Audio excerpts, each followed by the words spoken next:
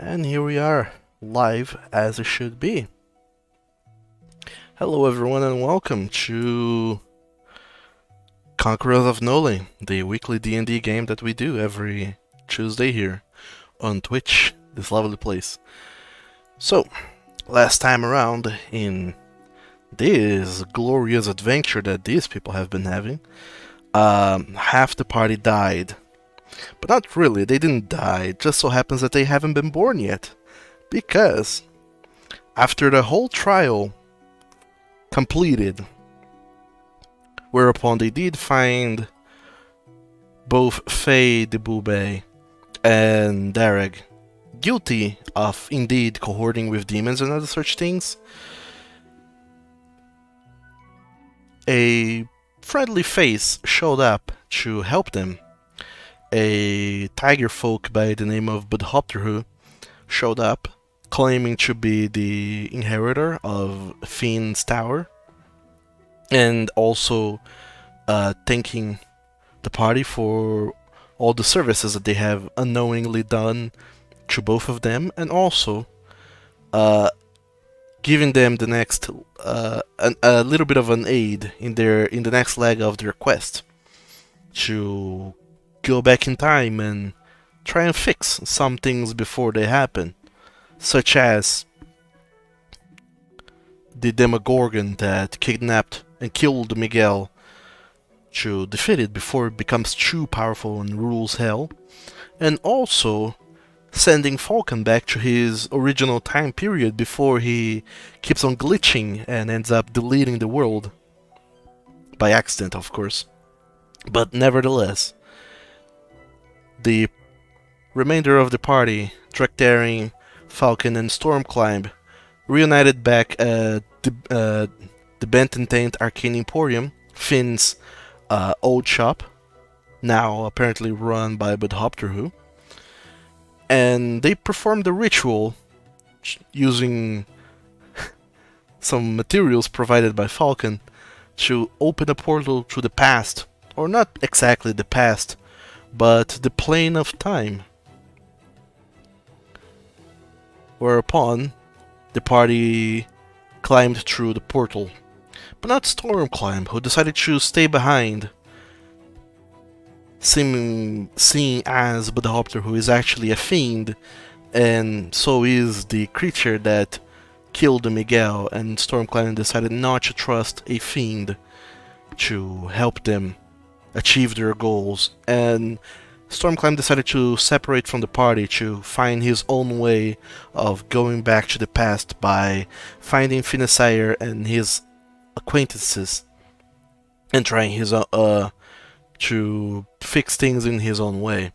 He said goodbye to the party and he went off on his own way, or rather, the remainder did. Drakdaring and Falcon stepped through the portal, whereupon they found a creature that seems to be a humanoid that inhabits the plane of time,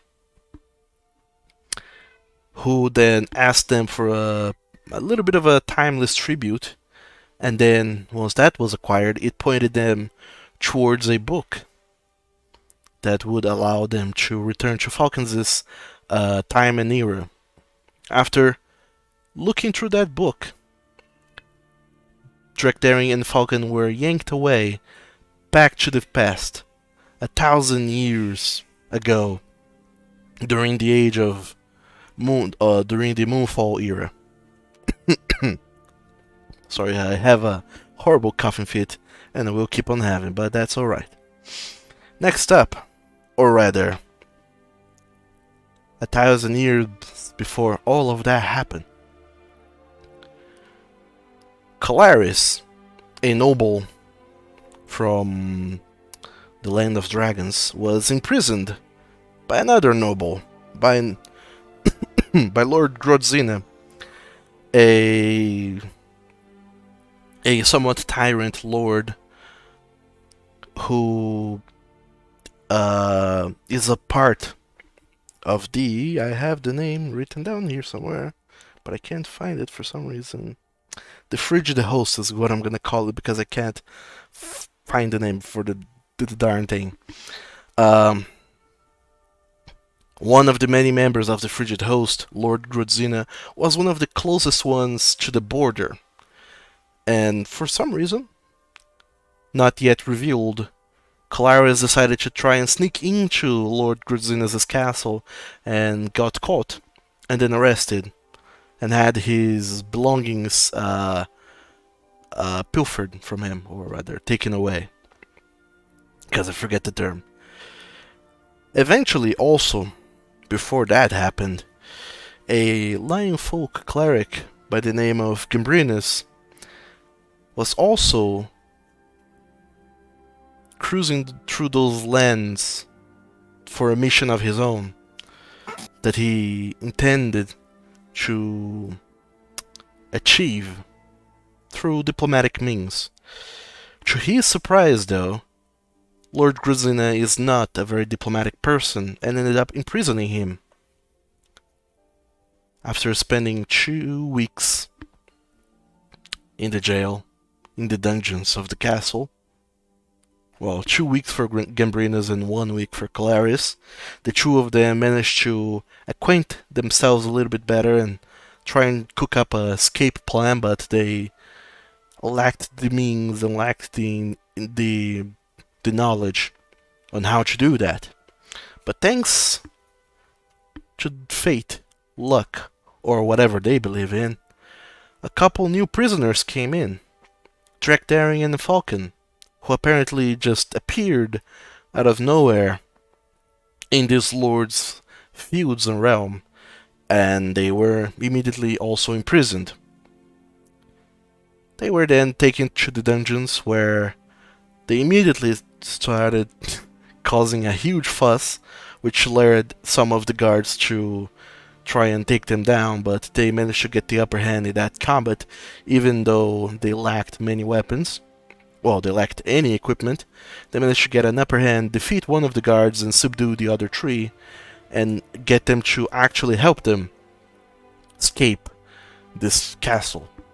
Eventually, they made their way to the underground room of the laboratory, where they found all of their belongings, their equipment, and also killed a few guard drakes in the way, and then all of them reunited, readying themselves to not to leave the castle, but rather to go even further into it, because seemingly Clarice still has some unfinished business to deal with in here. And that was where we left off. So, you find yourselves in the basement room of the kitchen, where it's more so of a storage area with some boxes and barrels and other many things. Several crates. It smells of produce, but mostly meats. In some places here that are magically frozen. And you are accompanied by Pent, the Dragonborn. Let me change his name. There you go. Pent, the Dragonborn. His picture is that of a human, but believe me when I say he is a Dragonborn. And previously, the other guards had told the kitchen staff, the cooks, to wait and not come down because some things were happening. Some sort of extermination of rodents was underway and they needed to stay away. So, on the other end of the castle, on the laboratory, there was a staircase leading up to the main laboratory area, but you didn't get to explore that area. And that is what I want to know now. What do you guys do?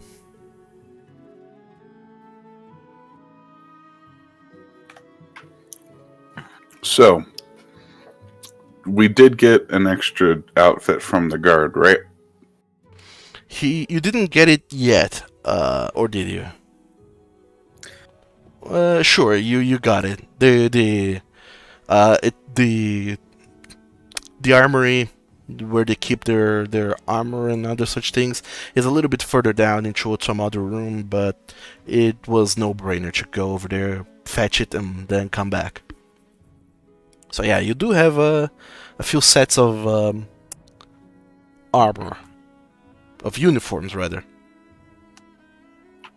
So I cast Alter Self, take Pen, and we can get one other person to just be guards. Go up to the trophy room. I probably will stick out like a sore thumb, so maybe not me. What'd you say? I'm probably gonna stick out like a sore thumb, so maybe not me. Oh, are we talking about dressing up in the... How many outfits do we have? A few. I mean, I would be fine, because Dragonborn, not that tall, yada yada. Mm-hmm. Perhaps me and the lion should just stick around back here. Yeah, okay, I'll wear one of them. So, the three of us go grab the sword, come back down. No shenanigans. Easy plan. No shenanigans, but in the case of shenanigans actually happening, do y'all want to take just a quick short rest before advancing? Are you rather tired already? He needs his paw spells back. Mm. Hey, listen, it's Yes. the determining factor between being able to melt someone's face off and not being able to melt someone's face off. No, that is understandable. Yes, take your time. I mean, we're going to sit down here the whole time, so really, up to you. It's just a breather. I'm perfectly fine with that. So you're all just staying down there in the dungeons, just taking For an hour. a rest for an hour. All right. Hey, they don't know how long it's going to take to clear out these rats. Fair enough. Okay. So all four of you then just take this time to better fit the uniform in your to your forms, making sure that all of your belongings are easily accessible in case you need to fetch a weapon or anything, or tools or whatever you need in case something happens, but also making sure that you're well disguised enough that so nothing untowards happens. You also can go ahead and recover your hit points by using the short rest feature. Those of you who are using D&D Beyond, and those of you using Foundry, I have no idea how wearing Foundry is short rest, but I'm sure you guys will figure that out. It's a little bed button on the profile icon. Well, I don't know, I'm not a player. Oh, I know. In any case, all of you do take your time trying to recover, rest, and also in the meantime talking to Pent about all the small and greater intricacies of Lord Grudazinus' castle, and more or less what is the shift, who's who, what's what, and where are things. And you do find that Pent, albeit very excitable and eager to help, and then escape and become a squire under the Delmarev family, he's not very knowledgeable of this current castle he is at. Albeit a guard, he's of a very low ranking. It's pretty much just cannon fodder. And not all rooms and areas of this castle are accessible to him. Namely the top floor. He's barely ever been there. Except for the main hall, which is I forget the term, but in the ground floor there's the main hall, and there's a double staircase going up, and then on the top floor there's this little not alcove, but thing where you can stand on top of and look down below. You know the name of that. Yeah, that thing. I know what you're describing. That surrounds the room. Huh? And then there's a Balcony? The second floor yes, balcony? a balcony. Yes, thank you. Okay. A falcon. Falcony. A balcony. Yes, there's many eagles up there. And then there's a double door opening that leads into the throne room. And then he tells you, Intel, that in the throne room, there's a set of doors on the back wall that one would imagine leads to the master bedroom, or rather where Lord Grodzina resides. There's a set of double doors to the right, which he knows to lead to the council room, but he has never been. There's a small door to the left that seems to lead to a bedroom of one of his captains or something, and another set of double doors to the left and to the back of the room that leads to another bedroom. That's all he knows from the top floor. From the ground floor, however, he does gives you a much grander description. Exiting through the kitchen, there's the entirety of the kitchen, and then there's a set of double doors that exit that leads into the ballroom, a very large room with 4 pillars in the middle. Opposite to it, there's a set of double doors that leads into the upper floor of the laboratory, where arcane experiments can be performed. And then further down below, there's 2 sets of double doors on either sides. On the right, it leads to the armory, and on the left, it leads to the library. And then going further down south, you go through an archway into the entrance hall, which there's a big statue in front, and then there's that's where the staircases going up are. And then on the very far end, there is the double doors entrance and or exit. And as he tells you, that's the only way in or out of the castle. There's no access to the rooftop, and there's no other entrances or exits.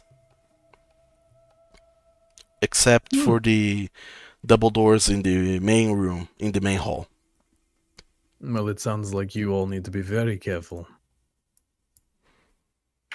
Yeah, we'll just have to proceed straight that way.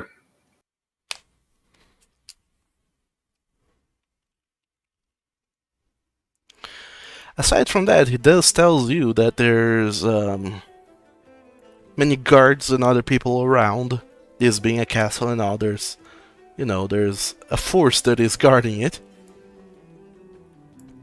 The laboratory, there's Augustus, who's whoever runs the laboratory, who has many guard drakes in its employ. You already killed some of them, but he tells you that there's more. That's not all of them. He also tells you that there is, like he said, like they all said before, there's a drake in the castle. And after you inquire a little bit, he tells you a little bit more about this drake. It is actually an adult silver dragon by the name of Faltanan, who resides inside the castle and seems to just wander around. That's quite the guard dog. Who just keeps a dragon in their house? I mean, we keep you in ours. Well, look. That sounds like a much bigger threat than me.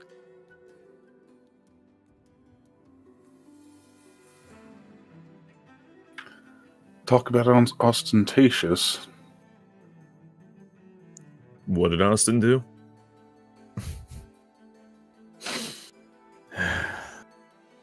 So you have to sneak past a load of guards, potentially the ruler of this place himself, and the dragon.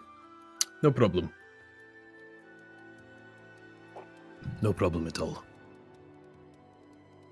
Well, if you need like a distraction at all, that's probably what I'd be good at in this scenario. You want to be a distraction. I don't want to be, but if you need one, I can be quite obnoxiously loud. There is a lot of fragile equipment in the laboratory. It might cause quite a stir and get plenty of guards away. And if you want to pick up those spoons and forks, there's still the utensils I dropped. Well, I could throw those down some stairs or something. Just make a lot of noise. So if that's something you need, a distraction, then I can make that happen. We could also go the really quiet route, and I could always just cast invisibility or something. It's also an option. Yes, and if you guys need a distraction, I have my thaumaturgy spell. I can make the ground shake. I can make some sounds 30 feet away from us. So Just don't we do have, it in my ear again. So we have loud team and quiet team. It seems like a good idea to me. You three? Are you all three going up? You three go invisible. Or however. Go get a sword, we walk out the front door, unscathed. Indeed. Theoretically. I hate to break it to you, but I can really only make one person invisible at a time unless I'm willing to use all the extra magic juice that I got. Well, a smaller retinue of guards walking around then, i.e. -1. That way, the two that are disguised can just talk with someone and you can waltz in invisibly and whoo, the sword away. Ooh, the sword away. Well, I mean, whatever the hell you're going to do, magic. Well, hey, Galeris, how do you feel about going solo? If I have to go solo, I will. You're the best at sneaking among us, and again, I could always make you go invisible, and me and Pen can always stand guard. That works. You two stand guard. I go get the sword, come back. Alright, let's hold a vote. Quiet or loud? I think quiet's... Even though I am the loud one, I will say quiet is a better idea. Definitely quiet. I guess I'm for quiet. Yes, means- everyone's are quiet. Let's do this quietly then. Well, Alright. then, So, okay. what is the plan? I'm gonna make Caleris invisible. I'm gonna send you on your way. All right. Maybe scope things out a little bit for us, or if you are able to, grab the rapier and let's get out. How long does your invisible spell last?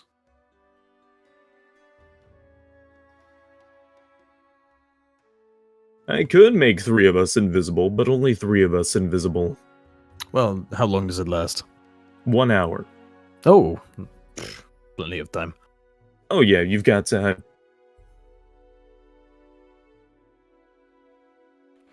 All right. So you're making only Calaris invisible then. Caleris, yes. Okay. So is Calaris going solo without Pent?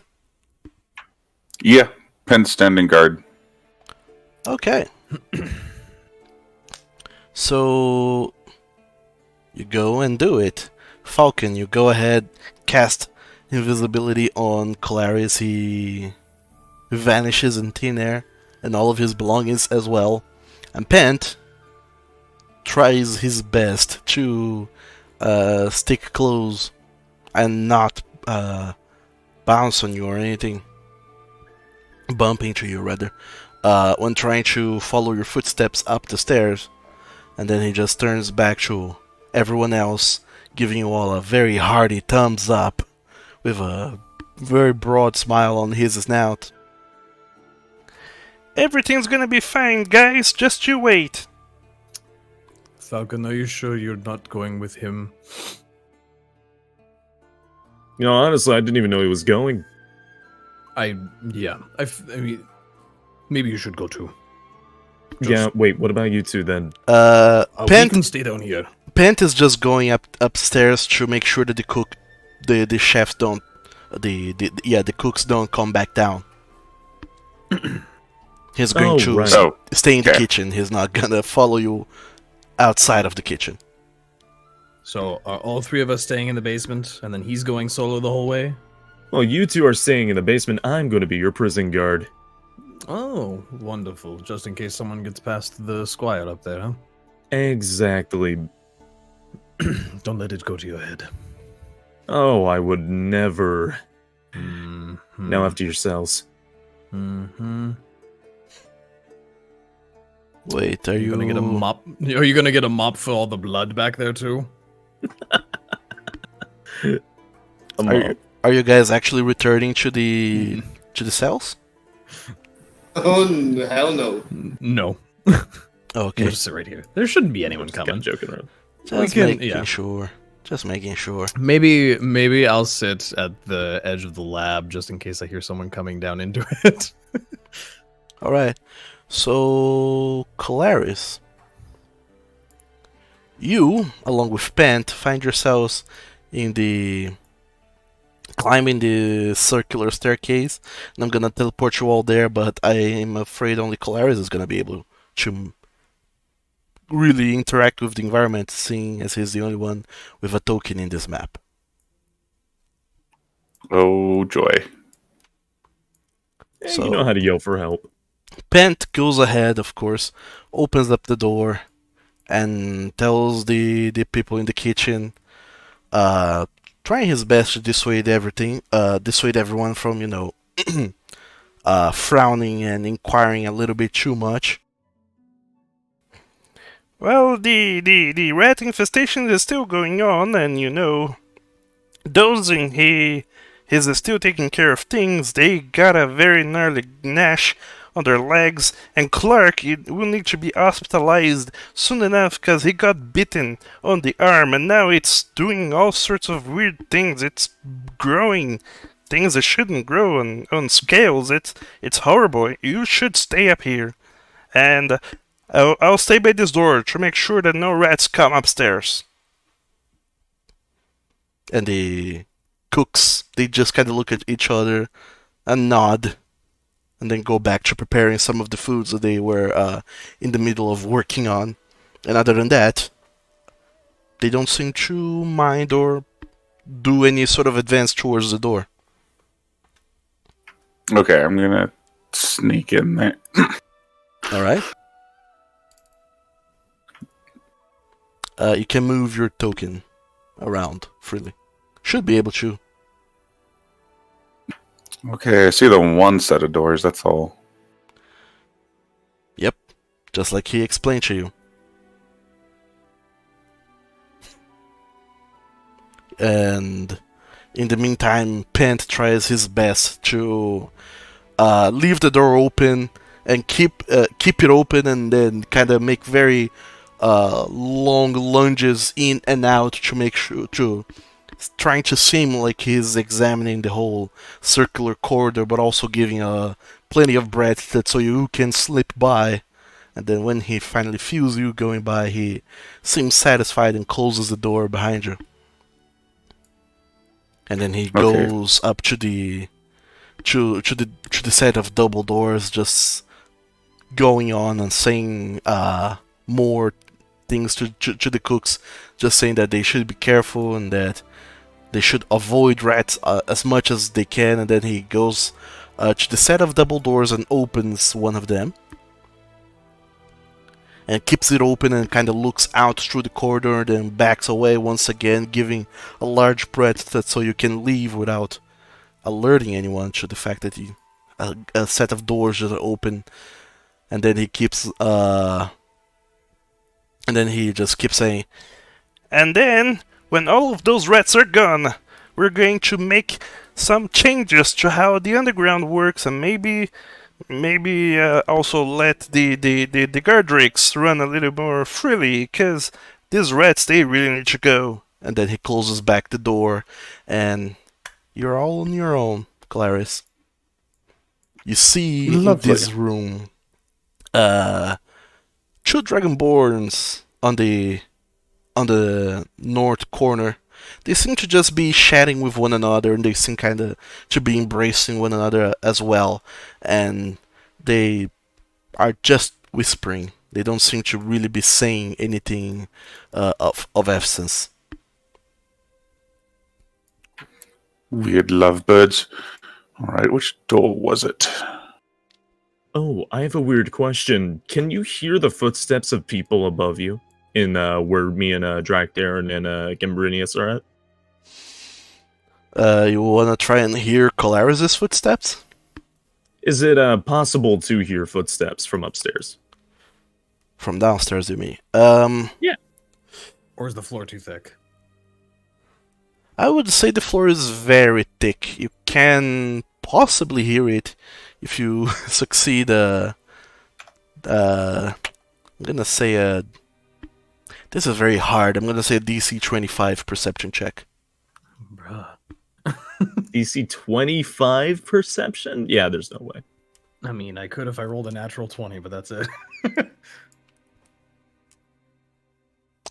If you want If to, it's you can go ahead and roll a perception check. The three of you that are waiting downstairs. Yeah, no. Why'd I roll twice? Why did you roll twice? How dare you? Gambrinas, are you gonna try and perceive footsteps as well? I was thinking something similar. Nah, I think I will pass. Okay. All of you just kind of look to the ceiling, trying to decide whether or not you can actually hear Colaris' movements. Drakdarin, the most you hear is doors opening and then closing, and the sound of you can hear Pence's voice carrying through the stairwell and down to you. All you're able to hear is him opening the set, getting to the kitchen, saying some things out loud. Another door opening when his voice is very distant, and then the door closing again, and then Pence just keeps on saying some other things, and just kind of all you can really hear is the voice of Pent, as apparently he keeps on going on about things. He makes short breaks in his monologuing, but he resumes it, and from the way that his voice is carrying, it seems like he's pacing back and forth between the set of doors. But that's all you can really perceive. Drak, if you hear Colaris, if you hear their voice, or if you hear anything resembling where they may or may not be, please point me where they might be from down here. I'm not so sure, but I can keep an ear out. I mostly just hear that loud squire. Well, if you hear a door, or if you hear him talk, just let me know, okay? Yeah, I will try. So, Colaris, you do see a set of doors, two sets of double doors on the opposite wall. Another set of double doors on the same wall but a bit further down, and also an archway further down that seems to lead into the main big hall. So, from Pence instructions, would I know that which set to go through? Depends on where you're trying to go. Just straight to the trophy room. Straight to the trophy room, you would need to go down through the archway, climb up the stairs, and then on the top floor, just take the first set of doors to the right. Although, you're not entirely sure if that's really the place, because all he ever said is that that's where he thinks it is. He's never gone in. Also, as you approach the archway, you see a massive dragon idly playing with a statue in the main entrance hall. It seems sort of just bored, analyzing it, kind of touching it here and there, prodding, kind of sniffing and kind of brushing its talons against it, trying to. Almost seems like it's cleaning this statue, and you.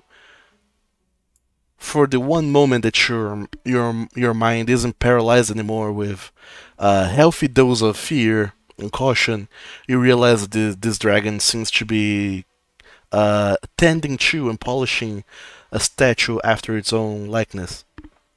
But there is a dragon in your way, and it's very much awake. Okay, this is interesting. Let me mess around with some measurements here.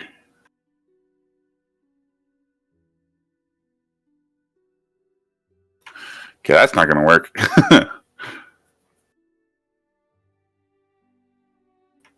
I am invisible. It has other perception. Ugh. I just need to head to the stairs. I'm just kind of... You do remember Pant mentioning that there are, well, not only him mentioning kind of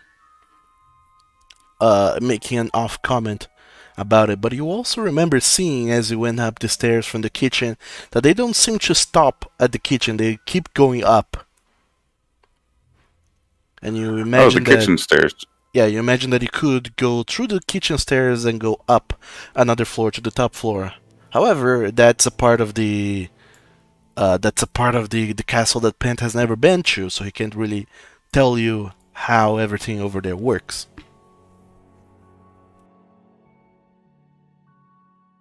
So you make your way back to the set of double doors that leads towards the kitchen, and they are closed now. I'm just gonna knock on them. Just knock on the doors? Yeah, I'm invisible. I'm gonna knock on the door. Alright, let me roll some dice here. Kiss.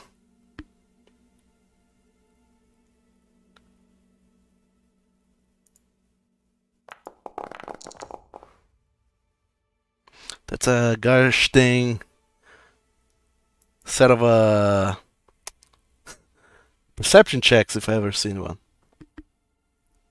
As you knock on the door, the people on the inside, well, they don't have any idea really of what's going on. They just are deferring to Pent. But you do notice that as you knock on the door, one of the Dragonborns that are sitting on the corner of the room, he seems to cock his head towards the door and furrow his eyes for a little moment. He keeps watching the door. And it seems like, even though he doesn't seem to see you, he is paying attention to the door. And eventually, you hear the voice of Pent picking up once again, just say, and if, I don't know, if those rats came over, it would be tragic. Imagine if they managed to take hold and make nests all over the castle. And eventually he comes by, opens the doors, looks out towards the corridor. He, towards the hall. He sees the two Dragonborn in the bench, and one of them kind of looks very curiously towards him, and Pent just kind of raises an arm, waves a little bit. Don't worry, we're just standing with rats here. It seems like they're growing bigger and smarter with every moment. Gotta pay attention to them. Let me know if you see any rats in this castle. Let the guard know. And then he kind of just walks outside, takes a couple steps, puts his hands on his waist, looks to one side, looks to another, giving you plenty of time to get inside before he just kind of sighs and says, well, there seems that there are no rats in here. My job is done. For now. And then he returns. And then he just repeats the same thing. He opens up the staircase door to you as he paces back and forth. And Drekdaring, you can hear now that the door to the staircase has been opened. I think someone's coming back. I'm just gonna tap Pen a few times as I walk past, just to let him know I slipped through. Pant, he kind of looks a little bit alarmed and said, You two just stay there and I'll be right back. Maybe I think I heard a big rat skittering by. Just a moment. And then he goes through the door and closes it. And is with you on the other side. Yes? Big dragon in the main hall, gonna go upstairs. Through this stairwell. I'm certainly not getting past a dragon. That you were not indeed. I believe that the upstairs here leads to the council room, but like I said, I've never been, and I don't know anything about that. So you do be careful, mister. Will do. Okay, do I perceive any noise coming from upstairs from where I am? Make a perception check, Clarice.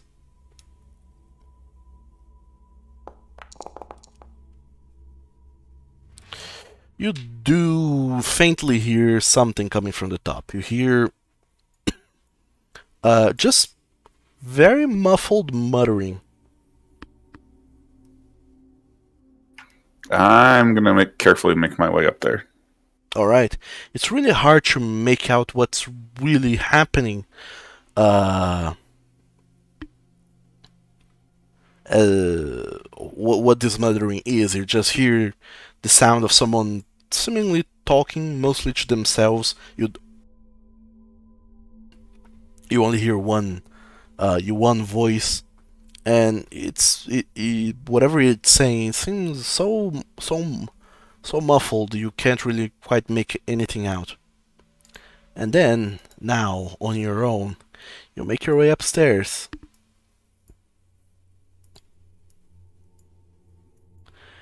To another identical staircase, but now this time around it leads you to a set of double doors.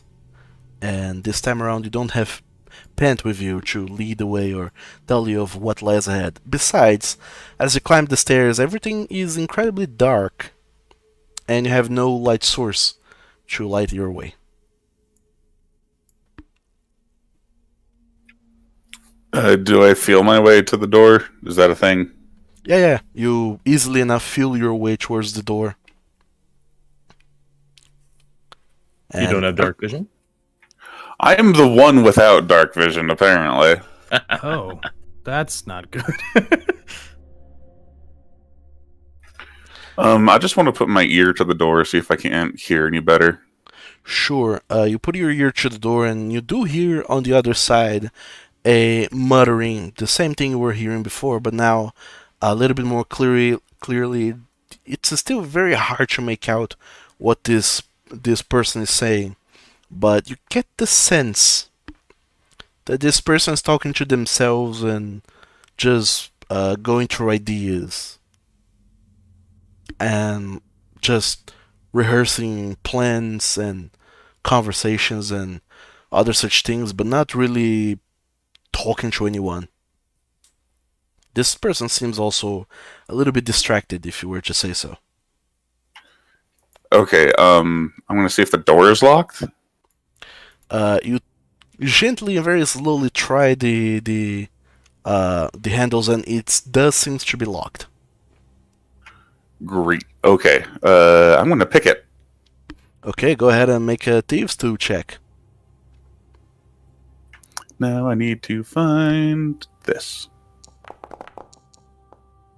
Easily enough, you slip your lockpick tools through it, and very slowly, doing your best to be as silent as possible, you turn all the tumbles on the inside and tumblers on the inside, and then you unlock the door, and you very gently remove all of your tools and put them back in your bag, making little noise whatsoever, and all the time you keep on hearing just the mumbling coming from the other side.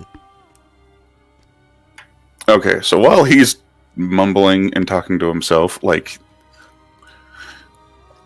any old one of us should know, quietly open the door. Okay, now you get to make a stealth check.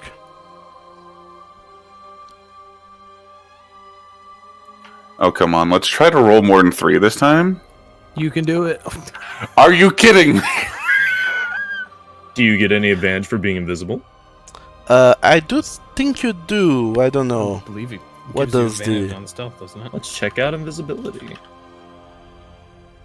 No, actually, there's no ruling on it. Just invisible. Well, actually, let's see what invisible does. Well, Invisible. An invisible creature is impossible to see without the aid of magic or special sense. Attack roll, or for the purpose of hiding, the creature is heavily obscured. The creature's location can be detected by any noise it makes or any tracks it leaves. Attack rolls against the creature have disadvantage, and the creature's attack rolls have advantage.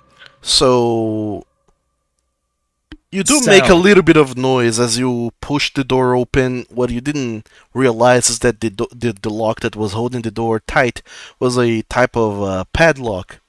And when you push the door open, it seems to finally slide off the hinges of the door and collapses on the ground. And that is what makes noise. And as soon as you open the door just a little bit, the guy that was muttering to himself and concentrating on some papers on the table, he seems to notice something is amiss. He instantly lifts his head and looks backward towards the door, and to no one's surprise, sees nothing. He then stands up and starts making his way towards the door. Okay, so what I want to do is cast Minor Illusion and... Oh, what noise do I want to make? Maybe just a really loud rat noise. Some really loud squeaks and scratches at the 30-foot distance behind him. I would recommend against casting spells because it breaks invisibility. Oh, it does, doesn't it? It does.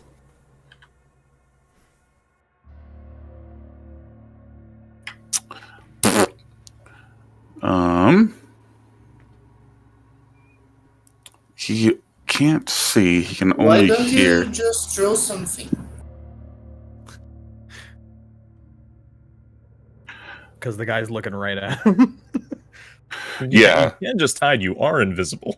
Yeah, I was just thinking, like, if that's the case, I'm just gonna be a steps back and let him come look Tiptoe. through the window. So you quickly take a few steps back, and the guy, he approaches the door, looks at it, furrows his brow, and then starts examining. He crouches down, picks up the lock, looks at it, then looks at the door, gets up, pulls open the 2 doors, looks on the inside, and he keeps looking, trying to perceive something. If there's 2 doors open, I want to see if I can't slip past him. You see that he, holding the lock in one hand, he kind of puts his hand on his waist where therein lies a longsword, and he starts walking indoors down the corridor. But not before actually making it back to the table and picking up a candle. Okay, while he's picking up the candle, I'm gonna step inside. Alright. You step inside, and then he picks up the candle and he goes a little bit further into the corridor, kind of making sure that everything is lit, and he just starts investigating.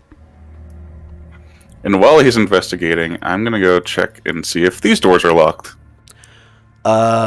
You check, and these doors are not locked.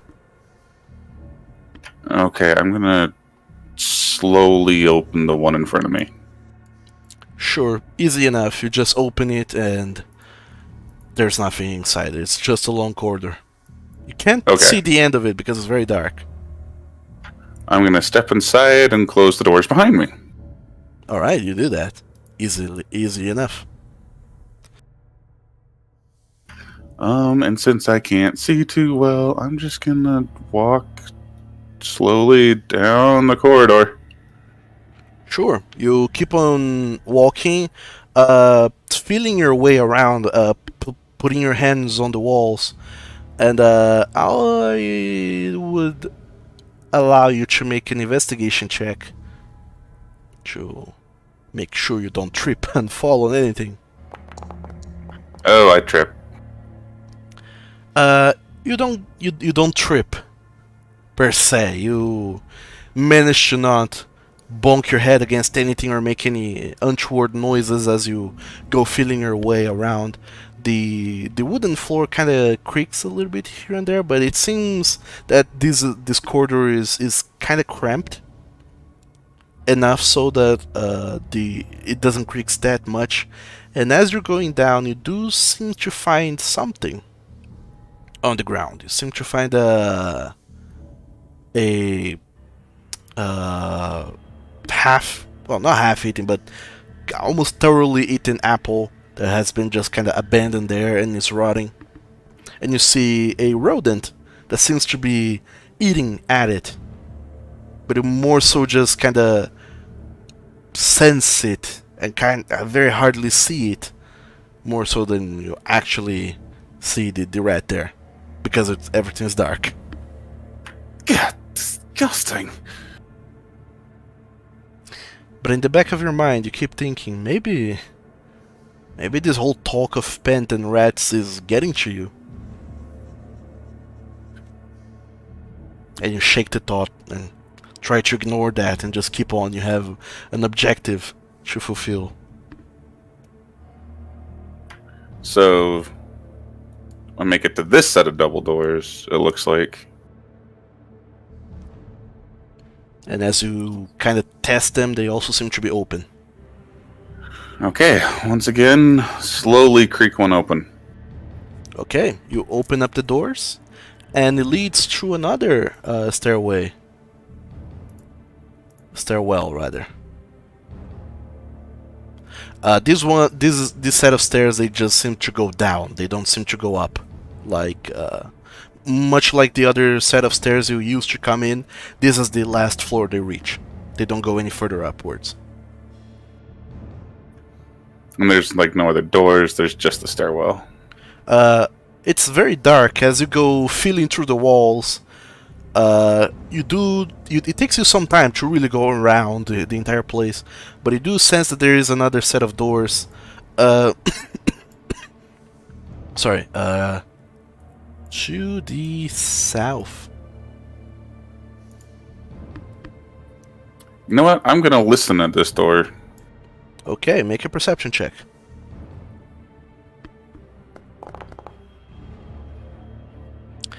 You hear nothing. Alright, is this door... A very distant skittering of a rat. is this door locked? It does not seem to be. Alright, I'm gonna slowly open this one.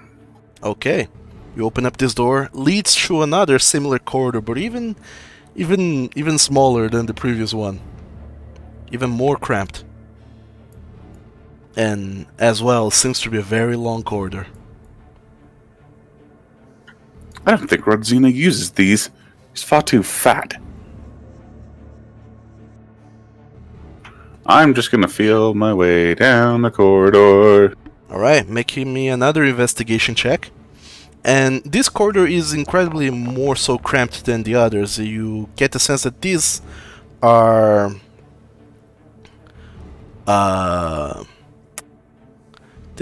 hardly used, and if they are used, they can only fit one person at a time. It would be very hard to fit two persons side by side. You do, however, not find anything weird like another rat eating at apples or trip and fall on your way, and you make it through the entirety of the corridor all the way down south until you happen upon another door. Tenki, can I see your dice? Can I like check them, make sure they're not weighted? Yeah, because I that's don't know. 2, 4, 2, 6. Like, get out of town, wizard. I'm worried. I'm real worried. I mean, I'm starting to see the invisibility was a good idea. It is a thing with this team. Everyone's first session they rolled horrible. I still remember the 3 natural ones in a row you all rolled at the very first session. I don't want to talk about that. Sure. It's awful. Clarice, you find the door at the end of this very long corridor.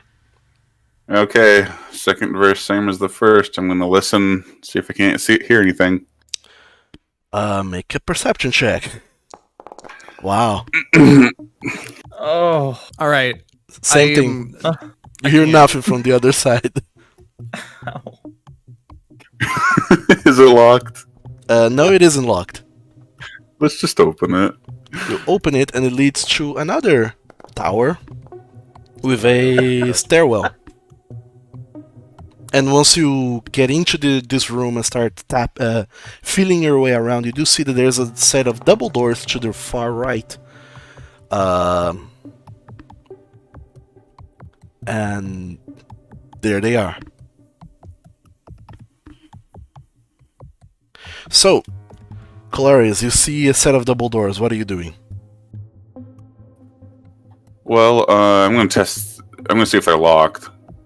They don't seem to be. I'm going to open them. Alright, make a stealth check. Thank you. Oh, look at you. You very slowly open the door. When you do, you open one of the doors. When you do, you find yourself in the second floor balcony. And when you take a few steps further in, you see from above a dragon down below, still idly playing at a statue. And you see that it's kind of make rounds around the statue, and on the back of your mind, you're wise enough, smart enough to keep track of to know how to keep track of time, and you guess, if you were to guess, you think there's some 15 minutes remaining on your invisibility spell. Sounds about right. So, in the meantime, a certain Draktharian, you hear voices, a different voice, as it's coming down the stairs, and it seems to talk, to pant in Draconic, and seems to be inquiring about what is happening here, what's going on, why you're not in the armory. And then Pent starts to throw excuses about rats and such, but the person that's listening to the excuses from the questions that they keep making and inquiring, it seems like they're not super convinced. You get the sense that this person will come down at any time. So, I would like to ask Falcon, Gambrinus, and Draktharian, what are the three of you doing? Oh no. Oh, you shouldn't be on the Probably. outside. I know. That would I mean, allow I did Jack say I Dawson. was going to go listen to the other room to see if anyone was. Oh, no, I in mean, there. the other two tokens, Colaris and Pent, they were on the outside and they revealed Oh. a big void in the map. Gasp. But that's not here nor there. Kind of peek into the room and just be like, "Fucking, come out here! There's someone coming down the stairs. We should probably hide." That might not be a bad idea. You two want to get in cells? If he comes through here, we'll just beat the shit out of him before he makes any noise, and there'll be no problem. Violence is your favorite answer, I suppose, but yeah, I sure, let's mean- hide. If you want, we'll go all the way back down there. Stay completely out of sight. Maybe he'll just go away. But if worse comes to worse, I'm going to probably kill him. Or knock him out. I probably should knock him out first, huh? You should probably knock him out instead of Okay. whatever happened to that last guy. Look, okay, I am still very sorry about that. Close this door on the way out of the room. Trying to be quiet. I did not mean to kill him necessarily. I was just a little overwhelmed. Let's Well, say. you know what? This can be a redemption arc. I'll let you decide what to do. Okay. Look, let's just wait and see. If he comes through this door, then we'll ambush him, try to knock him out before he gets anywhere. Okay, well, if that's the case, you, lion cleric man, switch places with me. Yeah, if he almost kills the guard, I can spare the dying and heal the guy. No, I meant Very you get next to the non-lethal. door so you can club them out. Oh, okay. Are you I'm much not of getting a, next to the door. melee sort of person, or am I the big melee guy here? More melee than me. Are you a punchy cleric or a zappy cleric? I hope punchy because, yeah. That tells me zappy cleric. Good in punching, but I can do my work. That sounds... Just whatever we do, keep it quiet. So, as you're planning your attack, you do hear a very heavy set of footsteps come into the room. Direct there, and you immediately recognize that whoever's just entered that room is wearing a heavy set of armor. Heavier than what you would expect. For any normal guard, you expect this person to be guardier than whoever else you dealt with before. And you do hear this person kind of walking around, and there seems to be Pent following the person and being very loud. You imagine that Pent is being loud on purpose to warn you guys. And the voice just kind of keeps going back and forth all over the place, and you get the sense that this guard is being very thorough with all the boxes that totally are there, trying to really find any intruders if there are any. And this person seems to be very thorough in where they are going. Are you going to be doing any further type of preparation for this poor soul that's about to get bonked in the head? Hold on, let me look at my backpack to make sure I don't have any funny business that I can do. Oh, that'd be loud probably. No. Loud, good for me, not for you.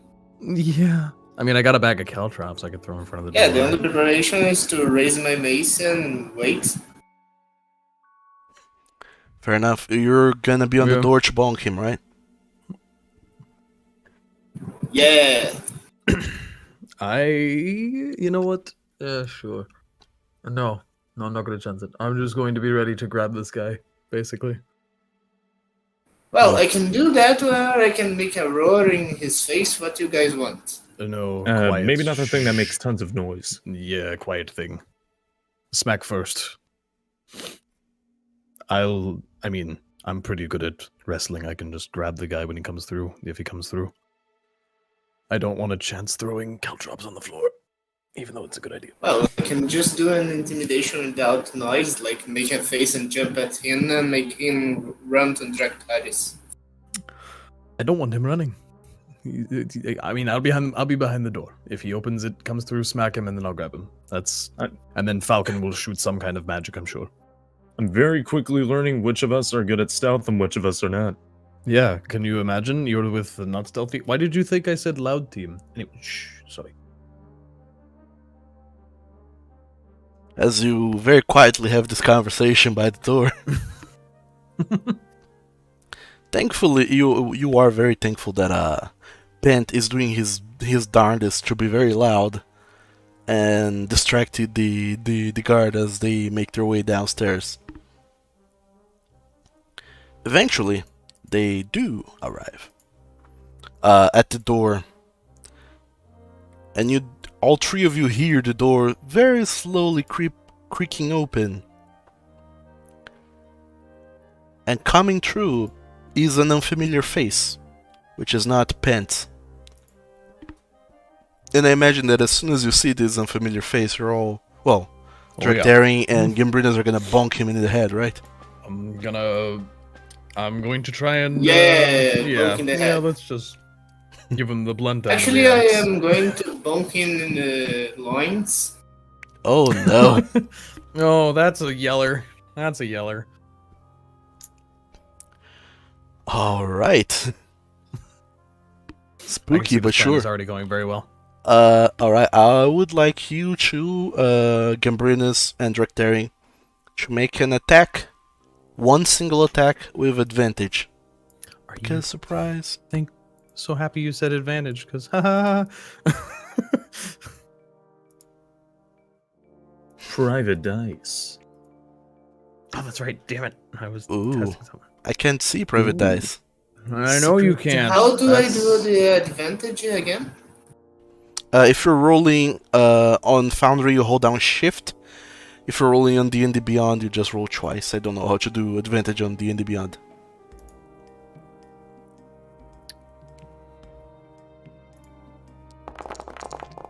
Jeez Louise. These dice are rigged. Oh boy.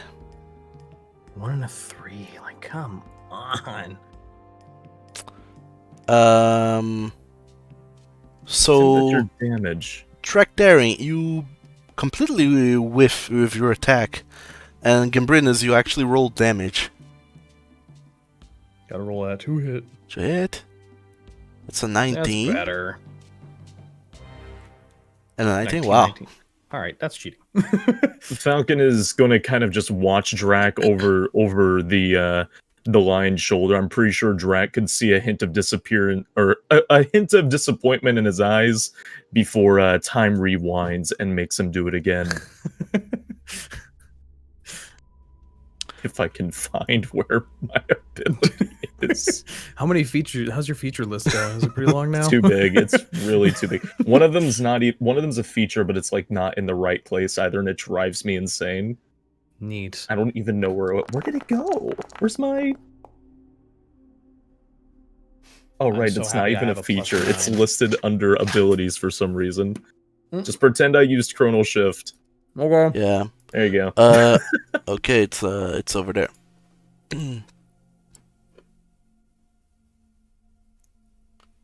Okay. I still rolled like crap. 15, unfortunately, is going to miss. Yep. However, Gambrinus, you do hit with that 19, so you can go ahead and roll damage. Or rather, I can use that previous damage you rolled of 6. Yeah, just go with that. Okay, so this Dragonburn commander gets in the room, sees the bulking frame that is Drakdaring coming down with a great axe, and he sidesteps to avoid being split in twain, but does not manage to dodge the very fast and nimble cat that just bonks him in the head with a mace. And once that happens, he looks around, notices all three of you hiding here, and it seems like he's getting ready to start to yell intruders. But before that happens, I would like everyone to go ahead and roll for initiative, except for you, Calaris, you're gonna sit this one out, unfortunately. He's Yeah. upstairs. I would love to point out, Drac, that you can still see Falcon looking like he's already snapped his fingers, and though you may have not known what happened, you can definitely figure what happened by his look of sheer agitation directed towards you. I'm sorry. This is what happens when I try to be non-lethal. Alright, that's it. I'm gonna throw my entire computer if these dice keep doing this. Starting to think y'all are cursed. Today is the day the Hold party on. dies. I gotta test it. Gotta test with a real one real quick. Nope, it's fine. Real dice are fine. Everyone viewing from home can ignore Calaris and Pent on the upper right corner. They're not there. So, Falcon, you get to go first. What are you doing? Oh, wonderful. The one with 1,500 options has to decide what to do now. This would be really fucked up. I mean, You can always delay your turn if you would rather. Considering, and I see that initiative order, hold on, let me do some You quick gotta math. do something.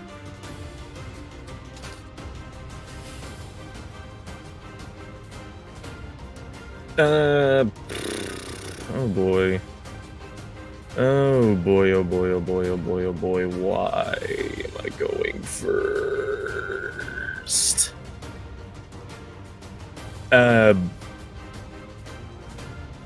Okay, I'm going to try using momentary stasis.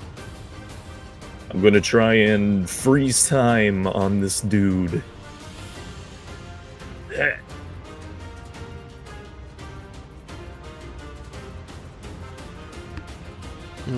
Unless the saving throw is a success, the creature is encased in a field of magical energy until the end of your next turn, or until the creature takes any damage. While encased in this way, the creature is incapacitated and has a speed of 0. According to my trusty Hergblurg, incapacitated means that they are they cannot take actions or reactions, and probably can't move. Nope, no actions, no reactions. They're like frozen. Cool. Now hope to dog that I screw up this Constitution saving throw. Hey! I wish my DM a very one. And I did. He rolled a 1 and he is incapacitated for this round. Just Oh, thank see a goodness. very nervous Falcon just kind of pointing and standing there, one hand still pointing him, the other hand just held up in the air. So we either tie him down, or we do a coup de grace and kill him. Or just knock him out, because you can specify non-lethal damage, which you should. You both can try and knock him out, but if you don't knock him out by the time it's my turn, I'm probably going to do something bad. Oh boy. Yeah, now you have time to Too much think health about for the that. spell you're gonna kill him with. So Falcon, Right. are you doing anything else for your turn?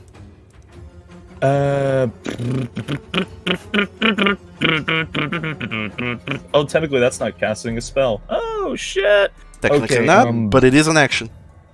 It is an action. No, I do not think that's it. That's my turn. Alright, you don't even move. The guy is incapacitated, so that's a huge shame for him. Next up is Gimbrinus.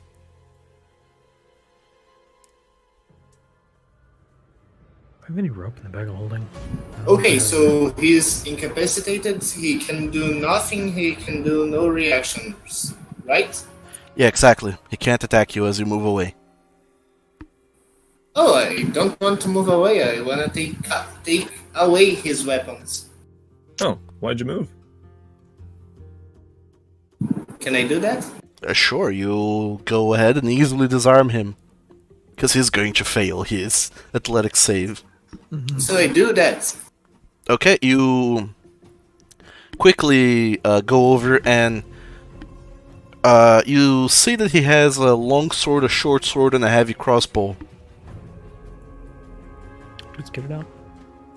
I go like grab and toss on the other side of the room, and grab another and toss on the other side of the room, and that's. Okay, I'm gonna consider that your entire turn. Because that's a lot of No, actions for 6 really not. seconds. So is that what you do? You disarm him fully and completely. Yes. Alright, you do that. This man is disarmed. Next up is Directary.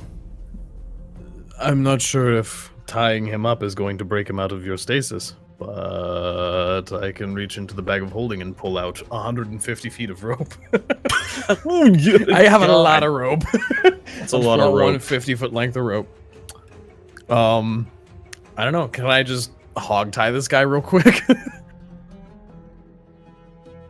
Wait, you have the bag of holding. It has no air in it. Why don't you put in his head and make him pass out?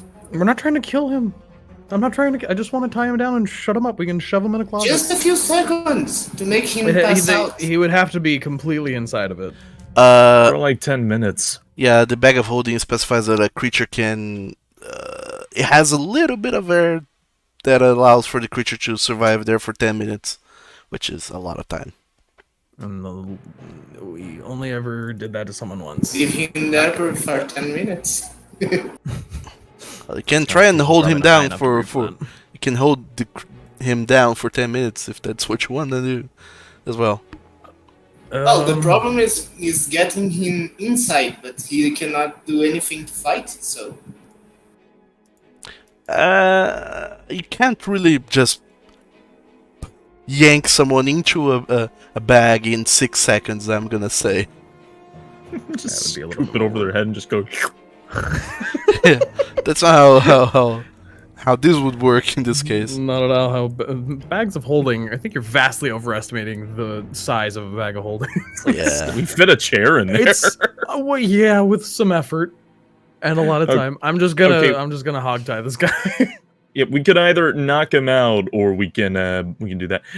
Hog tie his mouth as well. Please. Yeah, I was gonna say bind and gag, which Okay. might take a couple turns, but.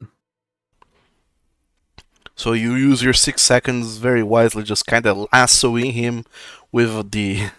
I'm gonna say that you already leave like one of your many lengths of rope, with a lasso at the end, so you can quickly do this maneuver. My trap rope. With the amount of times you've been doing this, and then you just kind of toss the rope on him, lasso him, and then start trying to hog tie him. Which, to be fair, is done very fast, but let's see just how fast. Make a sleight of hand check. Oh, good. Something I'm not good at. Oh, Just to see if he gets Christ, another turn or not. Just why? Ooh, looks like someone might be getting a turn. Falcon, what are you doing? You see that Drakdaring is tying him on a rope, but he's not as fast as he thinks he is in this cramped corridor with this guy wearing a very bulky armor. He has to be very careful with where he passes the rope through to make sure it doesn't get caught in anything. So the guy still has a huge part of mobility in his arms. So, what are you doing, Falcon? I'm going to peer around the lion. I'm going to point my finger at the dude, and I'm going to wait a second. Actually, so I need to check something. No, no. No, you can't cast Disintegrate. Oh no! That was my first thought. We're not high enough level for disintegrate yet. I got something like disintegrate. God. Falcon's going to kind of like peer around him, pointing at the man. Can the man? Does the man have like any cognizant idea of what's going on, or is he like actually still frozen in stasis? Which one do you think is funnier? Not having any idea, probably. I was gonna say like, oh, I could start yelling at him, but he would not have no idea what's going on. Oh shit. The spell doesn't describe anything, so it's up to you, really. Well, I think it's kind of funnier if he's aware of everything going on, because he's like on a statue with a tear going down. Because Yeah. he can't do anything. The only thing he Okay, can do really is move his eyes around and see what you were doing to him. Okay, this is really fucked up, but if somebody is incapacitated, they can't make any throws, right? Because they're immobilized. Saving throws, you mean? Can they make saving throws if they're incapacitated? They can. You better They believe can make saving throws? Mm-hmm.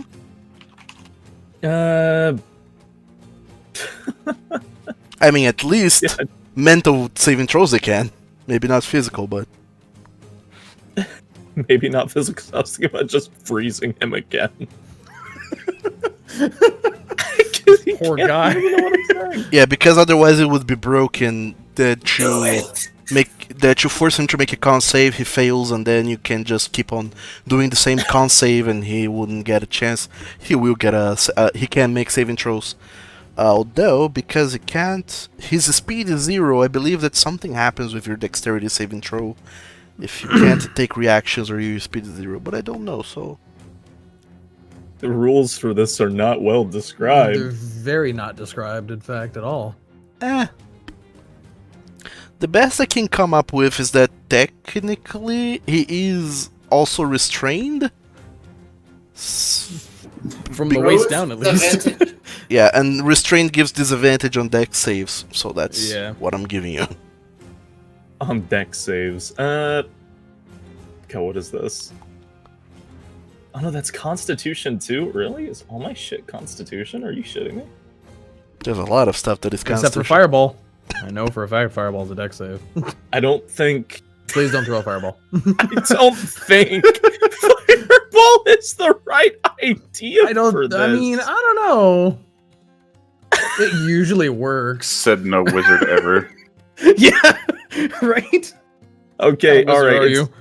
Literally Fireball, everyone man. in this room will light on fire. I No, don't do think not. that's a good idea. Nope. You don't realize how big a 20-foot radius is until you start measuring out the 20-foot radius. So Falcon, what are you doing with your turn? Shit. Okay, this is my only question to the DM. Can he hear what we're saying? Does he know what we're saying? Well, we decided that he is aware of what's going around him, so yeah, he can hear what you're saying. He can hear what we're saying. Okay, I'm going to not cast Disintegrate.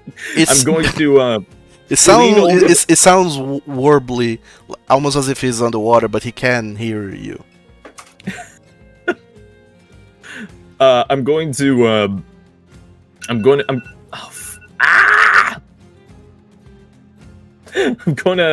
look at the guy. I'm gonna point my finger at him, and I'm gonna say, if you make a single movement, if you move and you don't let that rope tie you up, I am going to kill you and every single one of your men. Every single one of them. If you say a single word, if you make a single sound before that rope is done tying you up, I will end your life. Are you trying to intimidate him? I'm trying to intimidate. It's a pretty solid threat, though. I mean... I'm just giggling too much and I can't sound serious. I'm sorry. You do be smart doing that. Sure, Over the fireball thing. I'll allow you an intimidation roll. Despite everything, it's just a normal roll. It's not with advantage. I'm going to use forceful presence to give me advantage. I knew you would. That's the one thing I Wait got. a minute, can you use that feature again? Isn't that After once a day? short rest. Look at you. Very good. Look at me, I'm learning what feats do. Or You're features. learning about it. Wait, that's what a feat is? Oh my god, feat is short Yeah, for feat feature. for I'm an feature. idiot. Wow, we're Shush. learning so many things right now. Wow, D&D is a far out game. Where the hell Far? is his freaking intimidation? I can't find it. Wow, In I the speak eyes, usually. Portuguese and I knew that. Whoops. It's under I. All right, let's How can you see get if good rolls. let's see if he gets intimidated. I'm intimidated. It's going to be tricky to beat that 17 with a +0. He doesn't. He's intimidated. You see that there's an anger in his face, more so because of your threat that all of his men might be killed, and you see a look of realization come across his face. That it seems like he has noticed that you have already turned Pent to your side, since Pent was trying so hard to distract this poor man, and it seems like the situation dying and being tied up doesn't seem to intimidate him that much, but the thought of all three of you somehow making out, converting guards, and planning some sort of coup or anything is a scary thought for him. That he does not know the true and full extent of your power. This is the exact reason why I suggested Pen to come along. So he Cannon fodder for intimidation checks. quietly and very willingly yields and doesn't move. You feel like you feel your temporal shift, stasis, whatever, chronal stasis, whatever. It fades away and he regains his movement and everything. But he doesn't really moves or does anything. He just stays there, standing still, just like he was after getting bonked in the head and looking at all of you. He just accepts his fate and lets you tie him up. Cool. See how much easier this is. But I will put a gag in his mouth, just to make sure. Of course. Well, that is wise, one would say. And kind of dust my hands off, like, okay. I'm not used to plans going to plan. Good work. It sounds like you may have needed a decent strategist. Look, I missed, okay? I noticed. You didn't miss once. No, did you do the thing that you do? I don't know what you're talking about. So, as all three of you start to decide what to do with this man that just appeared and you don't know who this is. The only person that knows who this is Pent, who at this moment was kind of hanging back, and then he rushes in, trying his best to stay out of view from this guy. That so, in case you all fail, he maybe not get deported or anything. And as the three of you keep on deciding what to do with this guy, by the way, what are you going to do with this guy? Oh, we're going to put him in a cell. Yeah. Yep. That's exactly what I was thinking. Shove him in the closet. Where do we put people we don't like? We put them in the closet. You're throwing him into the cell. Yep. All right. Yeah, we're going to put him in a cell for safekeeping so he doesn't get hurt or something. You start to make your way towards the cell, going through the set of double doors, then the grates, and when you turn around and enter the corridor to the cells proper, you see that he kind of stops on his heels and doesn't budge for a little moment when he witnesses one of his companions lying dead on the floor on a puddle of blood and already a couple rats nibbling at him. Look, if you don't want to end up like him, I suggest you keep moving. And I'll just kind of poke him in the... well, I guess he's wearing armor, it wouldn't be that effective. Yeah. He doesn't move when you try to push him.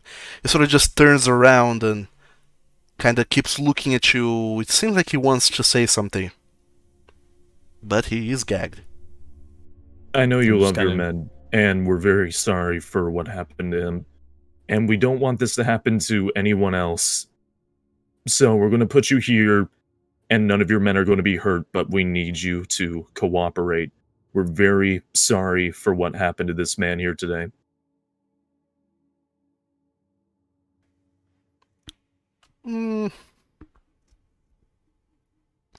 Make a persuasion check, Falcon.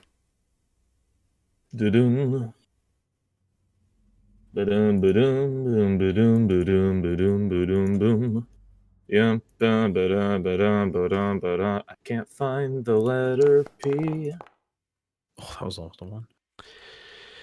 He seems convinced by your words. He doesn't seem very... He doesn't get any sort of sympathy for you or anything, but he seems to get the sense that you are being honest about keeping everyone else safe. And then he stops resisting and lets you keep pushing him towards his cell.